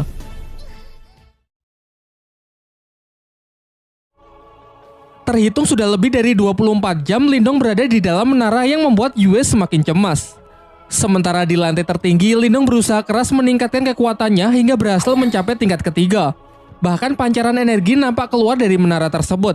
Setelah dirasa cukup, ia pun mencoba kekuatan barunya yang dalam sekejap bisa menghancurkan prasasti kuno di hadapannya. Akan tetapi saat akan mencoba turun, ketiga segel spiritualnya keluar dan terhisap ke atas tempat tersebut. Lindong pun segera bergegas mengejarnya. Di luar menara, Yue semakin cemas karena keberadaan Lindong tiba-tiba menghilang dari menara. Bahkan kakek Yanda sendiri mengaku bahwa ia juga tak tahu persis kemana Lindong pergi. Namun berdasarkan legenda, master spiritual Kotayan yang dahulu menciptakan menara ini sengaja membuat ruangan rahasia yang hanya dapat diakses oleh orang terpilih saja. Jadi kemungkinan Lindonglah orang yang dimaksud. Sementara itu, Lindong telah tiba di sebuah dimensi dan masih mengikuti ketiga segel kehidupannya yang membawanya ke sebuah prasasti kuno. Ketika ia semakin kebingungan, tiba-tiba ia mendengar suara dari tangannya yang ternyata itu adalah Marta si rubah putih dengan tampilan yang sedikit berbeda dari sebelumnya setelah menghisap kekuatan mutiara dulu di kolam surgawi. Martha menjelaskan bahwa benda di hadapannya disebut segel spiritual leluhur, yaitu salah satu segel spiritual langit dan bumi yang dikatakan milik para dewa. Diceritakan jika seseorang memiliki segel ini, maka ia akan menjadi petarung terkuat di dunia. Setelah menyampaikan penjelasannya, ia menyuruh Lindong untuk mengambil kembali 3 segel spiritualnya. Namun segel itu seakan melakukan perlawanan dan malah tertarik ke dalam prasasti kuno tersebut. Sesaat setelahnya, tiba-tiba dimensi itu perlahan berubah menunjukkan proyeksi dataran benua yang memberitahukan lokasi dari segel spiritual leluhur lainnya. Martha lalu memperingatkan Lindong agar informasi mengenai lokasi segel-segel itu jangan sampai diketahui oleh orang lain jika Lindong tak ingin bernasib sama dengannya. Singkat cerita, Lindong pun keluar dari menara menghampiri Yue dan kakek Yanda yang telah menunggunya. Diperlihatkan sang kakek sangat senang dan bangga karena Lindong telah membantunya memenangkan pertandingan. Bahkan Yue yang biasanya bersikap dingin kali ini juga mengungkapkan rasa terima kasihnya kepada Lindong. Namun tiba-tiba Qing Tan adik Lindong datang dengan wajah yang ketakutan. Ia mengabarkan bahwa rumah mereka sedang diserang oleh sekelompok orang tak dikenal yang tak sanggup diatasi oleh ayah dan kakeknya. Setelah mendengar itu, Lindong pun bergegas kembali untuk membantu keluarganya. Dan benar saja, terlihat sekelompok bandit yang kemarin malam sempat merampok rombongan klan Lin datang ke rumah Lindong dengan diketuai oleh seorang pria berambut putih yang bernama Guiyan. Kekuatan Guiyan yang telah mencapai tingkat lumayan tinggi dengan mudahnya menghajar ayah Lindong sampai babak belur. Karena tak ada pilihan lain, kakek Lindong pun sepakat untuk menyerahkan tambang permatanya dengan syarat Guiyan dan kelompoknya harus segera pergi dari kota Yan. Namun setelah surat kepemilikan tambang diserahkan, Guiyan yang kejam mengingkari janjinya dan hendak mengeksekusi ayah Lindong. Untung saja di detik-detik terakhir sebuah serangan melemparkan pedang Guiyan yang tentu saja dilakukan oleh Lindong yang datang tepat waktu sehingga sang ayah berhasil diselamatkan. Pada awalnya kakek Lindong mengajak Lindong bertarung bersama karena ia tahu level kekuatan dari Guiyan. Namun Lindong meyakinkannya kalau ia sendirian saja sudah cukup. Sekaligus ini akan menjadi kesempatan yang bagus untuk mencoba kekuatan barunya. Ia pun segera memulai serangan menggunakan ketiga diggernya yang ia kendalikan dengan teknik mental namun dapat ditangkis dan dihindari oleh Guiyan.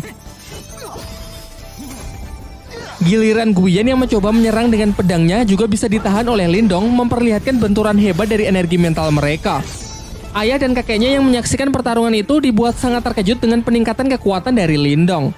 Berbagai macam teknik pun ditunjukkan. Dengan kekuatannya, Guiyan melepaskan sejumlah energi membuat beberapa replika dari dirinya untuk melakukan serangan beruntun. Satu persatu teknik itu dapat dengan mudah Lindong patahkan, hingga Guiyan sangat kesal mengeluarkan teknik badai sitokin, menyebarkan serangan secara random yang sebagian bahkan mengenai pihaknya sendiri. Sementara Lindong juga tak menahan diri lagi dengan melepaskan teknik laser cahaya, versi lain dari gerbang ajaib yang memiliki daya hancur jauh lebih kuat. Dan benar saja, tak hanya dapat memblokir serangan dari Guiyan, teknik ini juga mampu menghancur leburkan lawannya hingga tak bersisa. Menyaksikan bosnya terbunuh tepat di hadapannya, para bandit lain pun segera pergi karena tak ingin bernasib sama. Setelah pertarungan usai, sampailah kakek Yanda dan Yue serta Qing Tan menyusul Lindong. Kakek Yanda menjelaskan bahwa kekuatan Lindong kini telah mengalami peningkatan yang sangat besar.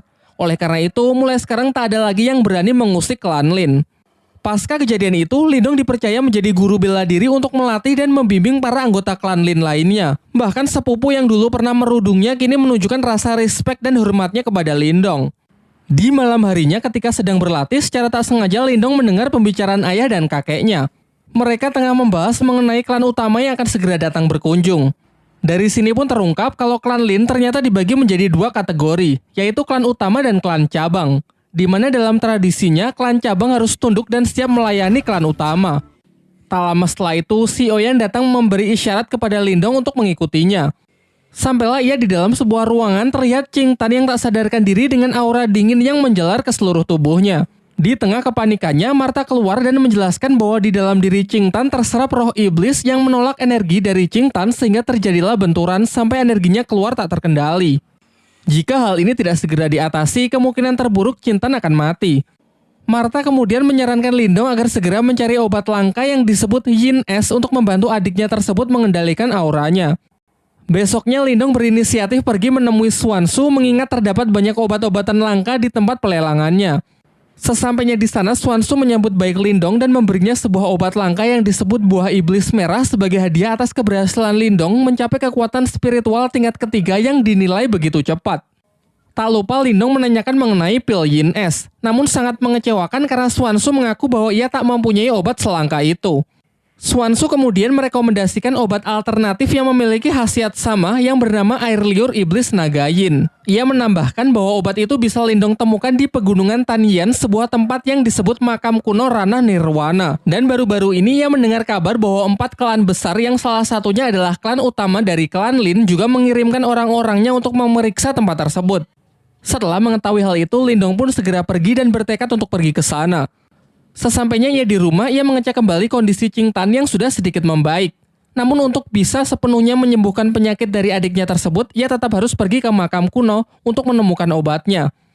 Martha pun sepakat untuk membantunya dengan syarat jika di sana terdapat sesuatu yang bisa memulihkan jiwa iblisnya, Lindong harus membantu mengambilnya.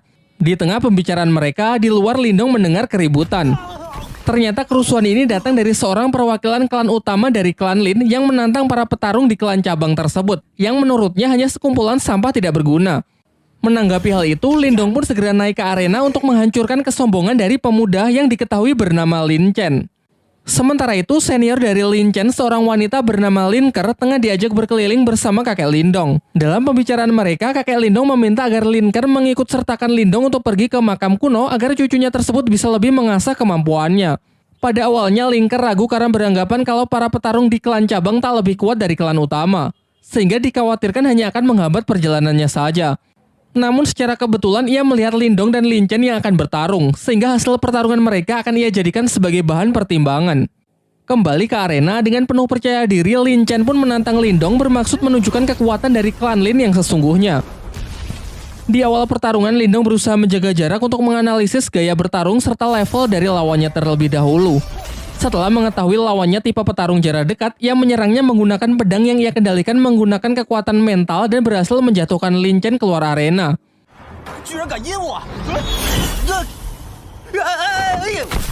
Namun Lin Chen yang masih belum terima memusatkan kekuatannya di kedua tangan lalu melompat dengan serangan cakarnya. Sementara Lindong berusaha bertahan dengan teknik gerbang ajaibnya. Terlihat Lin Chen cukup sukses menghancurkan pertahanan dari Lindong. Sayangnya ini hanya jebakan karena pecahan dari energi mental Lindong menyerang Lin Chen. Pertarungan berakhir dengan teknik Borkeong membuat Lin Chen terpaksa untuk menyerah. Di sisi lain, Lin Ker yang cukup terkesan dengan bakat luar biasa dari klan cabang akhirnya sepakat untuk mengajak Lindong ikut serta dalam ekspedisinya ke makam kuno. Singkat cerita, keesokan harinya Lindong pun berangkat dengan mengajak Si Oyen ikut serta dalam rombongan klan utama ke makam kuno. Di tengah perjalanan ia melihat banyak mayat-mayat yang berserakan ulah dari para bandit. Lin Ker juga menjelaskan kalau sekarang mereka telah memasuki pegunungan Tianyan, sehingga ia menyuruh semuanya agar tetap waspada karena mulai dari sini perjalanan pasti akan menjadi semakin berbahaya. Di malam harinya mereka memutuskan untuk berkemah di tengah hutan.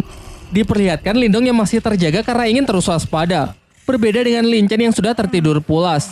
Lin Ker lalu menghampiri Lindong dan menjelaskan bahwa di luar makam kuno terdapat sebuah segel yang sangat kuat yang hanya bisa dibuka dengan menggabungkan setidaknya 4 kekuatan spiritual tingkat ketiga. Ia menambahkan bahwa kita saja masih belum cukup, sehingga dibutuhkan seseorang dari klannya yang akan segera menyusul yang bernama Lin Langtian. Seketika ekspresi Lindong pun langsung berubah karena Lin Langtian adalah orang yang dulu pernah mengalahkan ayahnya. Di tengah obrolannya mereka merasakan kalau ada orang yang sedang mengawasi mereka. Dan benar saja, di balik pepohonan yang gelap muncul sekelompok bandit yang mereka bicarakan di perjalanan tadi siang. Bandit-bandit itu telah mengepung mereka yang diketahui oleh seorang pria bernama Song Dao.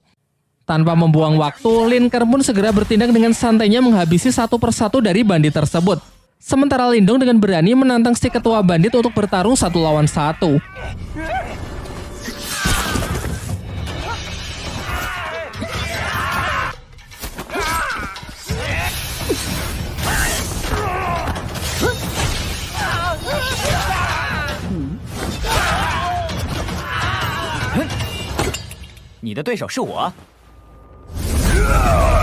Song Dao pun melancarkan serangan dengan teknik yang ia sebut tinju harimau penghancur. Sedangkan Lindong segera merapalkan tekniknya yaitu gerbang ajaib level keempat.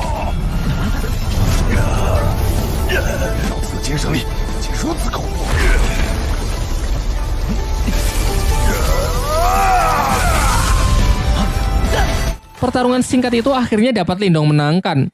Lin Chen yang baru bangun sangat panik saat tahu kalau mereka baru saja diserang. Mendengar ceritanya dari Lin Ker, ia tak percaya kalau Lindong lah yang telah mengalahkan ketua dari para bandit itu sendirian, mengingat statusnya yang hanya dari klan cabang. Namun Linkar mengatakan bahwa kekuatan seseorang tidak bisa dinilai dari tingkatan kelannya saja. Di pertarungan sebelumnya, Lindong sudah menunjukkan belas kasihannya karena kalau tidak, Lin Chen pasti sudah almarhum.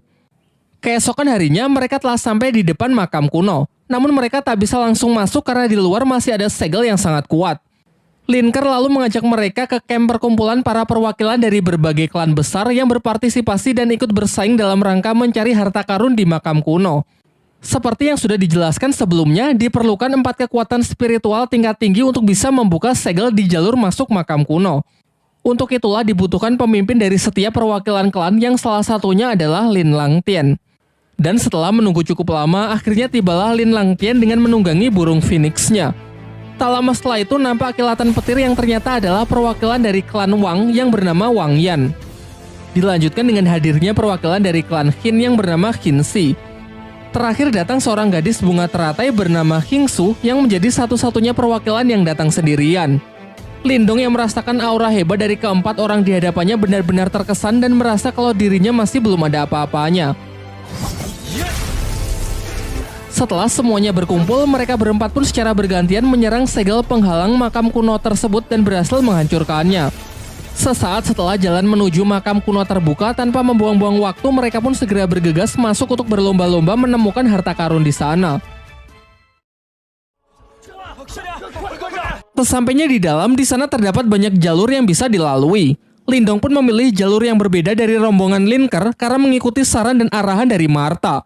Setelah cukup lama berlari, ia sampai di sebuah pintu yang dilindungi oleh energi mental. Pada awalnya Lindong ingin menghancurkannya secara fisik, hingga Martha menyarankannya untuk membukanya cukup dengan mengalirinya menggunakan energi mental.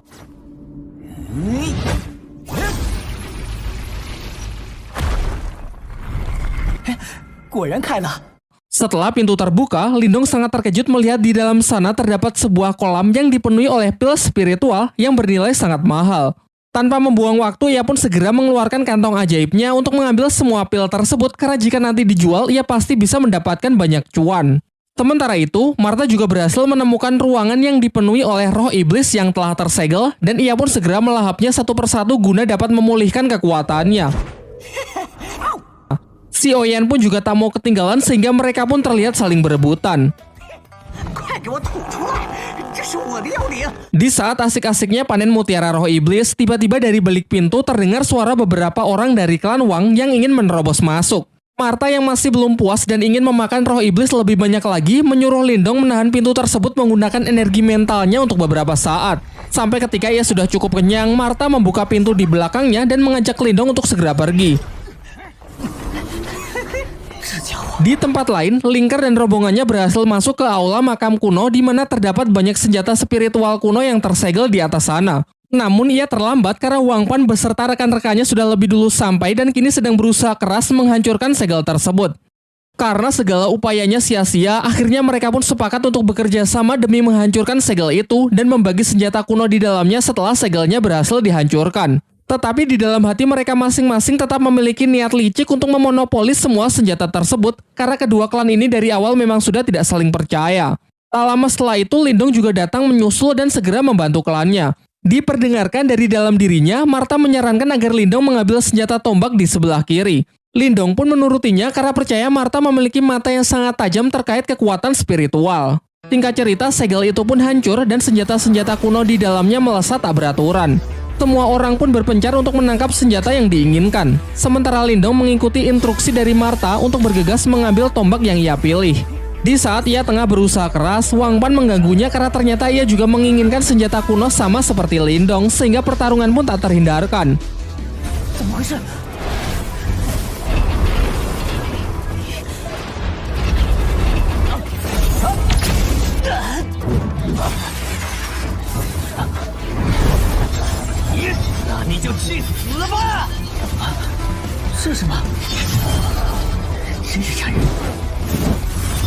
Akan tetapi Lindong lebih diuntungkan karena Martha yang berada di pihaknya turut membantu mengatasi serangan putaran roda emas yang dilancarkan oleh Wang Pan. Sampai akhirnya Lindong pun berhasil menangkap senjata kuno tersebut dan langsung meneteskan darahnya ke batang tombak agar tombak itu bisa mendapatkan tuannya. Sementara Wang Pan yang sangat kesal segera menyerang Lindong dengan kekuatan penuhnya. Namun dapat Lindong tangkis dengan senjata barunya yang memiliki nama tombak pencakar langit.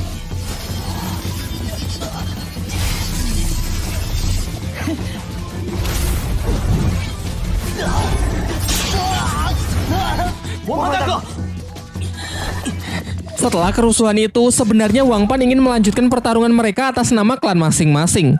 Namun ketika tahu Lin Ke juga berhasil mendapatkan salah satu senjata kuno legendaris sehingga kecil kemungkinan pihaknya bisa menang, akhirnya ia pun bersedia pergi dan menarik seluruh rekannya untuk mundur. Kemudian Lin Ke mengajak Lindong bergabung dengan rombongannya untuk menemukan harta karun paling berharga di makam kuno. Tetapi Lindong menolaknya dengan alasan ingin berkeliling sendirian saja.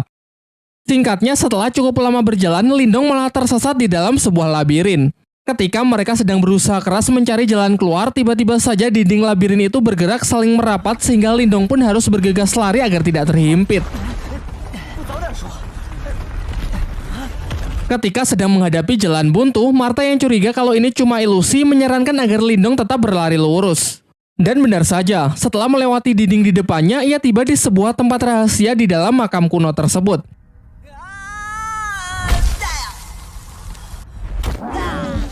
Di sana mereka melihat sebuah patung spiritual namun dalam kondisi yang tidak aktif dan tubuh yang terpecah-pecah. Diceritakan kalau patung spiritual termasuk ke dalam senjata kuno yang dapat dikendalikan oleh orang yang memiliki energi spiritual tingkat tinggi.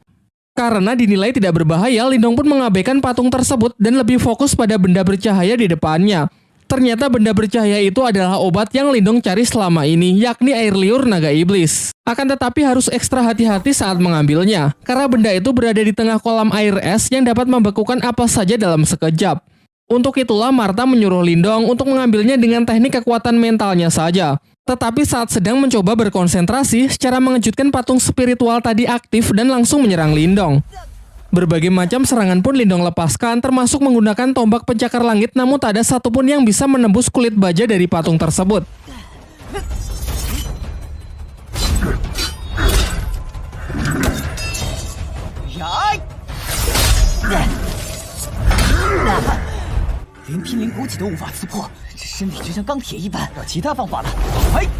Sampai Lindong baru menyadari bahwa inti energi dari patung spiritual tersebut tepat berada di belakang kepalanya. Sehingga untuk mengalahkannya cukup menekan titik tersebut. Mulailah ia menyusun strategi dengan menyerangnya menggunakan laser cahaya dari depan sebagai pengalih perhatian dan menunggu kesempatan yang tepat untuk menyerang titik lemah patung spiritual tersebut.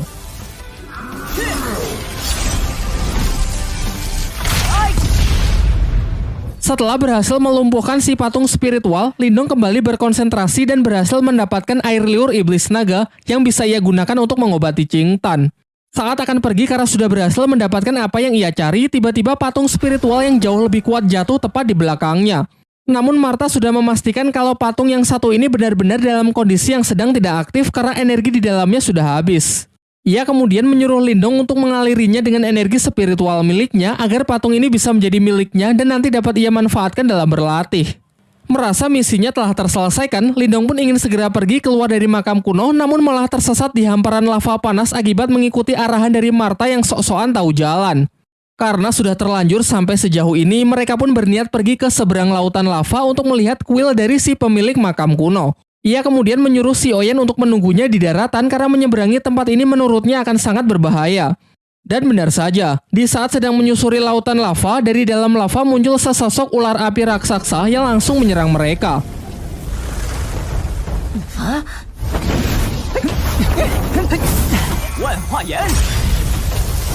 Awalnya Lindong sangat kesulitan mengatasinya karena setiap serangan yang ia lancarkan justru ditelan oleh ular tersebut. Untung saja setelah mengikuti bimbingan dari Martha, yaitu dengan mengaliri tombak pencakar langit menggunakan energi murni Lindong, membuat senjata kuno tersebut menjadi jauh lebih efektif untuk menghancurkan ular api di hadapannya.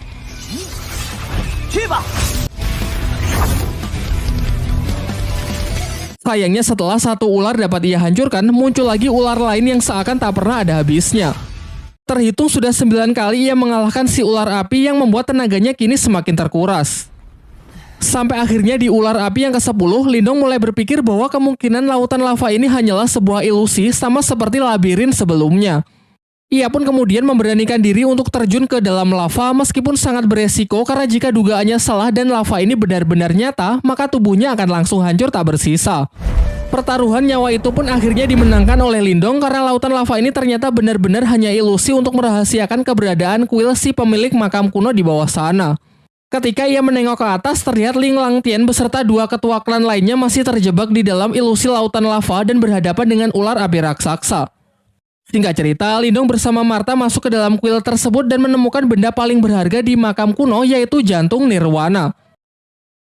Ketika sedang mengagumi aura hebat yang terpancar dari dalam benda tersebut, Qingsu datang dan mengungkapkan kalau ia sangat terkesan dengan kemampuan Lindong yang bisa menemukan tempat ini lebih cepat dari yang lain. Di sini Lindong sadar akan kemampuannya yang tak akan punya kesempatan untuk bisa menang melawan si gadis teratai tersebut, sehingga ia lebih memilih mengalah membiarkan Qingsu mengambil jantung nirwananya. Lagi pula sedari awal Lindong memang hanya mengincar air liur iblis naga saja untuk mengobati adiknya. Diperlihatkan dengan kekuatan energi spiritualnya, Qingsu berusaha menghancurkan pelindung dari jantung nirwana sehingga terjadilah benturan hebat yang sanggup menggetarkan tempat tersebut. Sesaat setelah berhasil melabur jantung nirwana, Qingsu segera menyerapnya untuk memulai proses penyatuan ke dalam dirinya.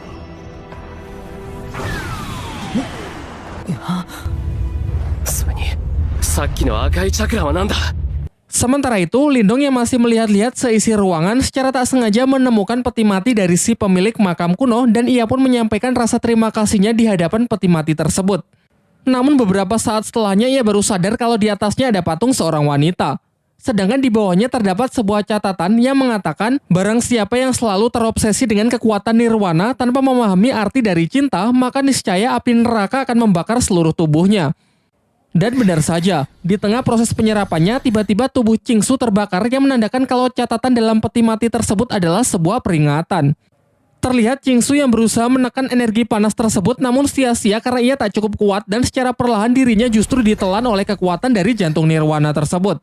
Kekuatannya pun mulai lepas kendali dengan menyerang peti mati di kuil tersebut. Ia kemudian menuduh Lindong sudah tahu resikonya sejak awal dan menjebaknya dengan sengaja membiarkan dirinya mengambil jantung nirwana. Lindong pun berusaha menjelaskan kalau dirinya juga baru tahu setelah membaca catatan di dalam peti mati si pemilik makam kuno. Dengan sisa kesadarannya, Qingsu meminta Lindong untuk meminjamkan inti energi spiritual miliknya guna menyeimbangkan luapan energi yang tak terkendali tersebut. Ia berjanji kalau nanti akan ia ganti berkali-kali lipat. Namun Martha melarang Lindong dengan mengatakan jika Lindong menyerahkan inti energi spiritual miliknya, maka kekuatan dari latihannya selama ini akan musnah begitu saja dan mustahil bisa dipulihkan lagi. Takut akan hal itu, Lindong pun segera bergegas keluar kuil, namun Qingsu mencegahnya dan berniat mengambil inti energi Lindong secara paksa. Di tengah keributan mereka, tiba-tiba muncul sesosok pria misterius yang ternyata adalah sisa jiwa dari si pemilik makam kuno yang bangkit kembali setelah peti matinya dihancurkan. Pada awalnya si pemilik makam kuno mengira kalau Qingsu dan Lindong adalah pasangan kekasih. Namun mereka langsung menepisnya dengan mengatakan kalau mereka baru saja bertemu. Ternyata jawaban itu membuat si pemilik makam murka dan menekan Qingsu yang nampak ingin membunuh serta mengambil kembali jantung nirwananya. Dari sini diketahui kalau kekuatan jantung nirwana hanya bisa diserap oleh pasangan kekasih saja. Tanpa ikatan tersebut, siapa saja yang mencoba memilikinya pantas mati. Martha yang menyadari kalau orang di hadapannya sangat kuat segera menyuruh Lindong mengambil kesempatan ini untuk melarikan diri. Akan tetapi Lindong yang tak sampai hati meninggalkan Qingsu yang hendak dibunuh memutuskan untuk kembali dan memohon kepada si pemilik makam kuno agar nyawa gadis teratai tersebut diampuni. Melihat keberanian Lindong, amarah dari si pemilik makam pun mulai mencair dan beralih mengagumi Lindong yang rela berkorban demi gadis yang padahal baru saja ia kenal. Ternyata hal ini mengingatkan kepada dirinya di masa lalu yang melakukan hal yang sama kepada wanita yang belum lama ia temui. Singkat cerita, ia pun memutuskan untuk mengampuni Qingsu dan memberikan jantung nirwana kepada mereka berdua dengan mengikat mereka ke dalam ruang energi untuk memulai proses penyerapan. Di waktu yang bersamaan, Ling Langtian dan yang lainnya sangat terkejut karena lautan lava di hadapannya tiba-tiba berubah menjadi air biasa. Sehingga kini tak ada halangan lagi untuk mereka bisa menemukan dan memasuki kuil kuno dari makam tersebut. Kembali ke tempat Lindong, si pemilik makam yang melihat senjata Lindong sangat terkesan karena tombak pencakar langit yang dulu merupakan miliknya kini berhasil diwarisi oleh Lindong. Sementara itu diperlihatkan jiwa Qingsu dan Lindong berada di sebuah dimensi yang dipenuhi bunga diiringi musik romansa persis seperti di film-film India. Sampai ketika proses itu telah selesai, nampak mereka yang tak sadarkan diri di tengah sebuah padang bunga berpegangan tangan dengan senyum yang terukir di wajah mereka masing-masing.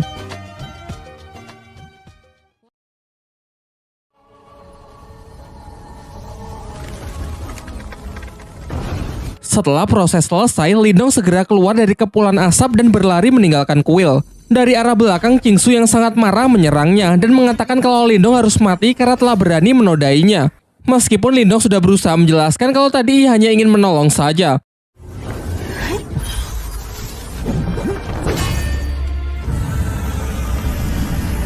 Ketika Qingsu sudah berhasil mencekik Lindong dan nyaris membunuhnya, ia teringat perasaan hangat saat bersama Lindong yang membuat hatinya perlahan mulai luluh. Di tengah keributan tersebut, Ling Langtian beserta dua ketua tim lainnya sudah sampai dan langsung menerobos ke dalam kuil untuk mengambil jantung Nirwana. Dan tentu saja benda tersebut sudah tidak ada. Tetapi mereka nampak tak keberatan jika memang Qingsu yang lebih awal sampai dan mengambil jantung Nirwana tersebut terlebih dahulu. Setelah percakapan singkat itu, Qingsu menarik tangan Lindong dan berbisik tentang urusan dengan Lindong yang belum selesai. Di waktu yang bersamaan, Lin Ke dan para anggota klan lainnya datang ke kuil makam kuno. Diperlihatkan, Wang Pan mengadukan kepada seniornya yang bernama Wang Yan kalau Lindonglah yang telah berebut senjata spiritual miliknya, yakni tombak pencakar langit. Qingsu yang tak ingin ikut campur dalam pertikaian itu sehingga memutuskan untuk keluar terlebih dahulu dan menunda urusannya dengan Lindong. Sementara Lindong menanggapi tuduhan tersebut, tegas mengatakan kalau sejak awal seluruh benda di makam kuno bukan milik siapapun, sehingga karena ialah yang mengambilnya terlebih dahulu, maka benda tersebut otomatis menjadi miliknya. Akan tetapi Wang Yan yang sama sekali tidak peduli dengan argumen Lindong, ia tetap ingin Lindong menyerahkan senjata tersebut kepada juniornya sebelum Lindong menyesal. Di sisinya, Ling Ke mencoba membela Lindong dan bersedia bersaksi bahwa Lindong memang tidak bersalah. Namun ucapannya tersebut justru dihentikan oleh Lin Langtian. Terlebih lagi saat tahu kalau Lindong hanyalah anggota dari klan cabang, ia malah ikut mengintimidasinya karena merasa kalau Lindong hanya mempermalukan nama baik dari klannya saja. Lin Langtian kemudian memerintahkan Lindong agar meminta maaf kepada klan Wang dan menyerahkan tombak pencakar langit tersebut kepada Wang Pan. Bukannya menurut, Lindong pun malah dibuat semakin emosi mengingat ia sebenarnya juga menyimpan dendam kepada Lin Langtian yang dulu pernah mengalahkan ayahnya. Namun sayangnya sampai detik ini perbedaan kekuatan mereka masih terlalu jauh. Terlihat hanya dengan hentakan kaki ia bisa mengintimidasi seluruh ruangan.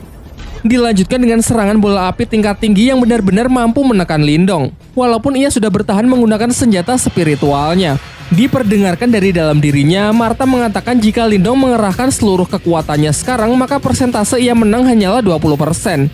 Kecilnya kemungkinan tersebut membuat Lindong sadar betapa besarnya perbedaan kekuatan di antara mereka sampai saat ini.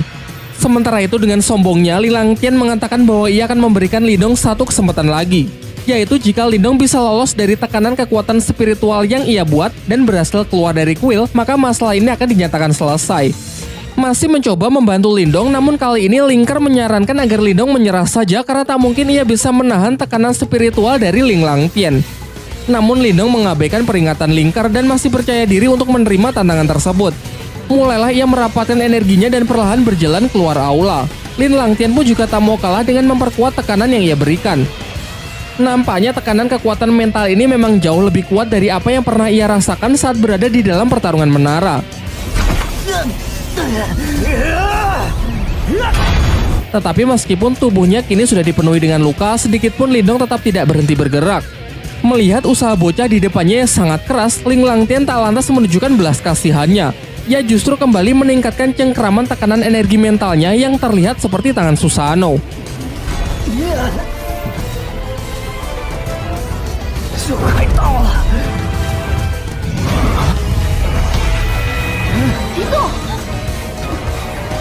Ketika Lindong sudah benar-benar kehabisan tenaga dan nyaris hilang kesadaran, ia teringat mengenai adik dan keluarganya yang seketika membangkitkan semangat dan energinya sehingga ia berhasil menang dengan menginjakan kakinya tepat di luar kuil.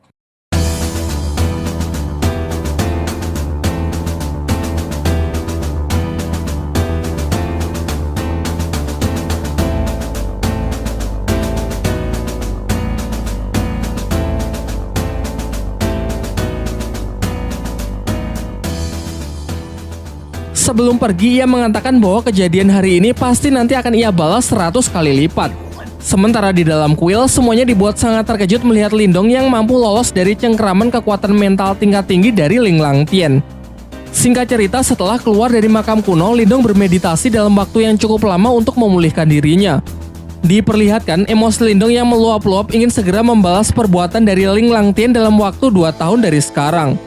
Namun dengan berat hati, Martha mengatakan kalau 2 tahun saja tak akan cukup karena perbedaan kekuatan mereka yang benar-benar terlampau jauh. Lagi pula 2 tahun lagi pasti kekuatan dari Ling Langtian juga akan meningkat. Seketika dalam keputusasaannya, Lindong teringat dengan lokasi segel kuno saat ia berada di puncak pertarungan menara. Diceritakan jika ia berhasil mendapatkannya, ia akan punya kesempatan untuk menandingi kekuatan dari Ling Langtian.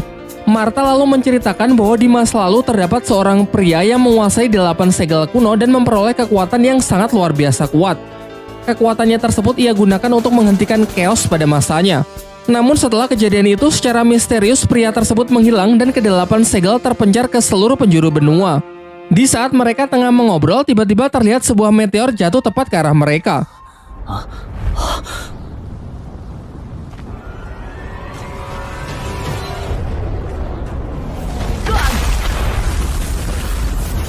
Dan ternyata bukannya meteor, melainkan tombak naga emas milik Wang Yan, ketua klan Wang yang tadi sempat bersinggung tegang dengan Lindong.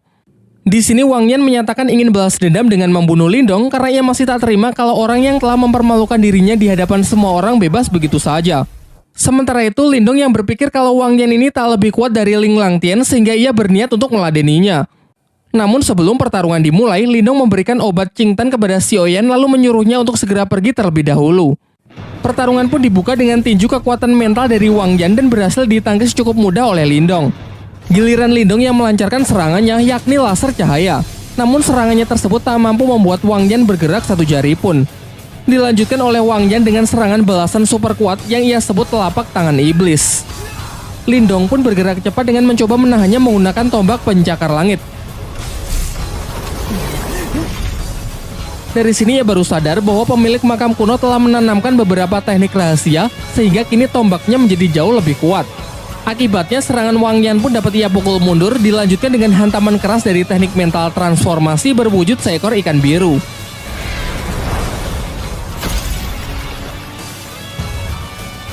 Melihat kekuatan Lindong yang berada di luar perkiraannya, memaksa Wang Yan bertarung lebih serius dengan mengandalkan senjata tombak naga emasnya.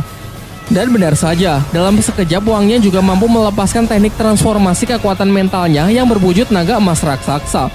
Di sisi Lindong, Martha pun memberikan peringatan keras kalau itu bukanlah serangan yang bisa Lindong tahan dengan hanya teknik biasa. Lantas ia menyarankan agar Lindong mengalirkan seluruh energi spiritualnya ke tombak pencakar langit.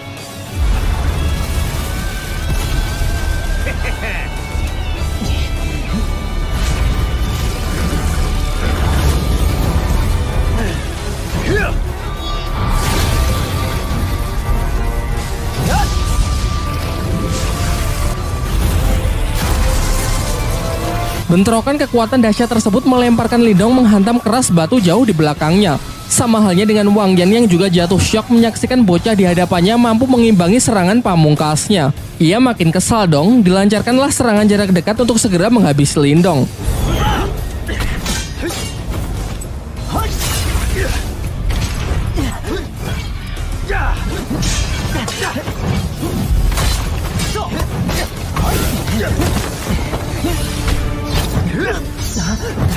Ketika Wang Yan nyaris menusukkan tombaknya, terdengar benturan keras yang ternyata berhasil ditahan dengan boneka spiritual yang Lindong dapat dari makam kuno sebelumnya.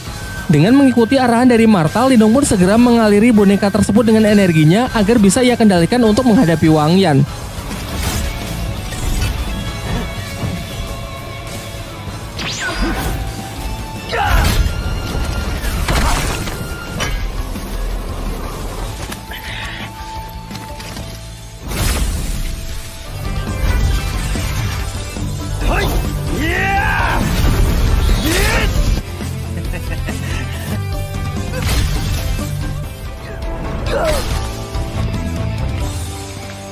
Di saat pertarungan telah berakhir, Lindong berniat langsung membunuh Wang Yan, namun sebuah penghalang ungu misterius mencegahnya.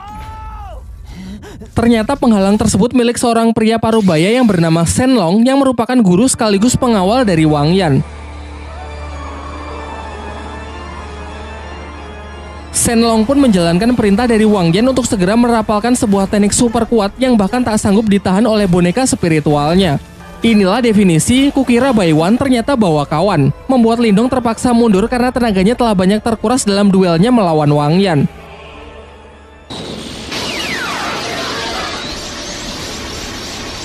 Ia pun semakin panik karena jurus dari Shen Long ternyata dengan cepat terus mengejarnya.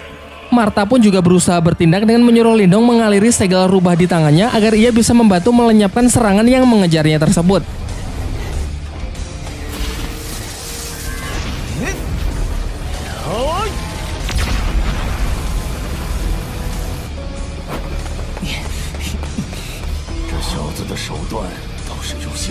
Akan tetapi Shenlong tak lantas membiarkannya pergi begitu saja. Ia pun melancarkan serangan kedua yang jauh lebih kuat dan jauh lebih mematikan.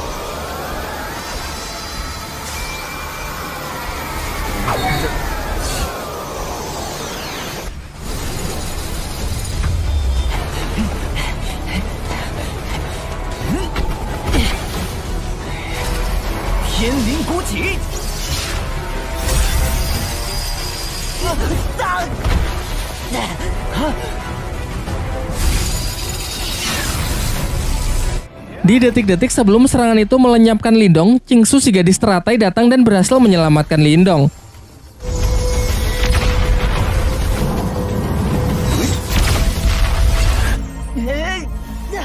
Wang Yan yang tahu kalau itu adalah Qingsu memerintahkan agar Shenlong berhenti mengejarnya, karena menurutnya meskipun kita bersatu, kecil kemungkinan pihaknya bisa menang.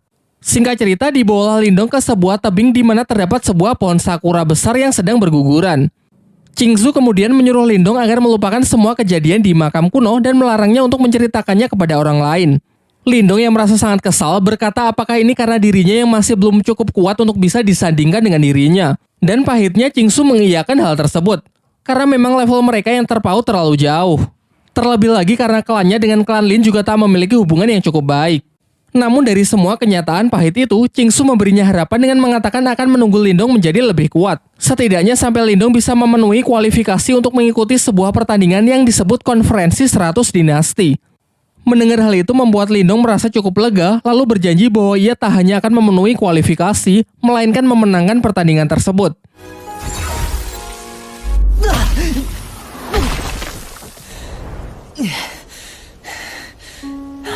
Setelah memberikan salam perpisahan, Qingsu pun bergegas pergi. Setibanya di rumah, Lindong segera menyuruh Qingtan bermeditasi untuk memulai proses penyembuhan menggunakan air liur naga yang ia dapat dari makam kuno. Namun sebelum itu, Martha sempat memperingatkan bahwa roh iblis di dalam diri adiknya tersebut sangatlah kuat, dan jika proses ini gagal, maka kemungkinan terburuk Qingtan bisa mati. Akhirnya proses pun dimulai setelah Lindong berjanji bahwa ia akan menemani dan mengawal adiknya sampai proses tersebut selesai. Ketika benda itu berhasil Qingtan serap, sontak tubuhnya pun diselimuti aura gelap, diikuti oleh ledakan energi yang dalam sekejap membekukan lingkungan sekitar. Seusai seluruh energi dan jiwa iblis yang selama ini bersemayam di tubuh Qingtan keluar, Lindong bergerak cepat untuk membawa adiknya yang pingsan ke tempat yang aman. Baru setelah itu, Lindong pun bertekad kuat melindungi adiknya dan melenyapkan roh iblis tersebut dengan mengandalkan tombak penyakar langit miliknya. Martha berpesan agar sangat berhati-hati karena satu serangan saja bisa langsung membekukan seluruh tubuh Lindong. Oleh karena itu, ia akan tetap berusaha menjaga jarak dengan hanya melancarkan serangan dari jarak jauh. Namun serangan teknik mental Lindong yang berbentuk ular piton raksasa seketika langsung menjadi es dan hancur begitu saja. Bahkan serangan makhluk itu juga sama sekali tidak bisa ia tangkis sehingga Lindong hanya bisa lari dan menghindar saja.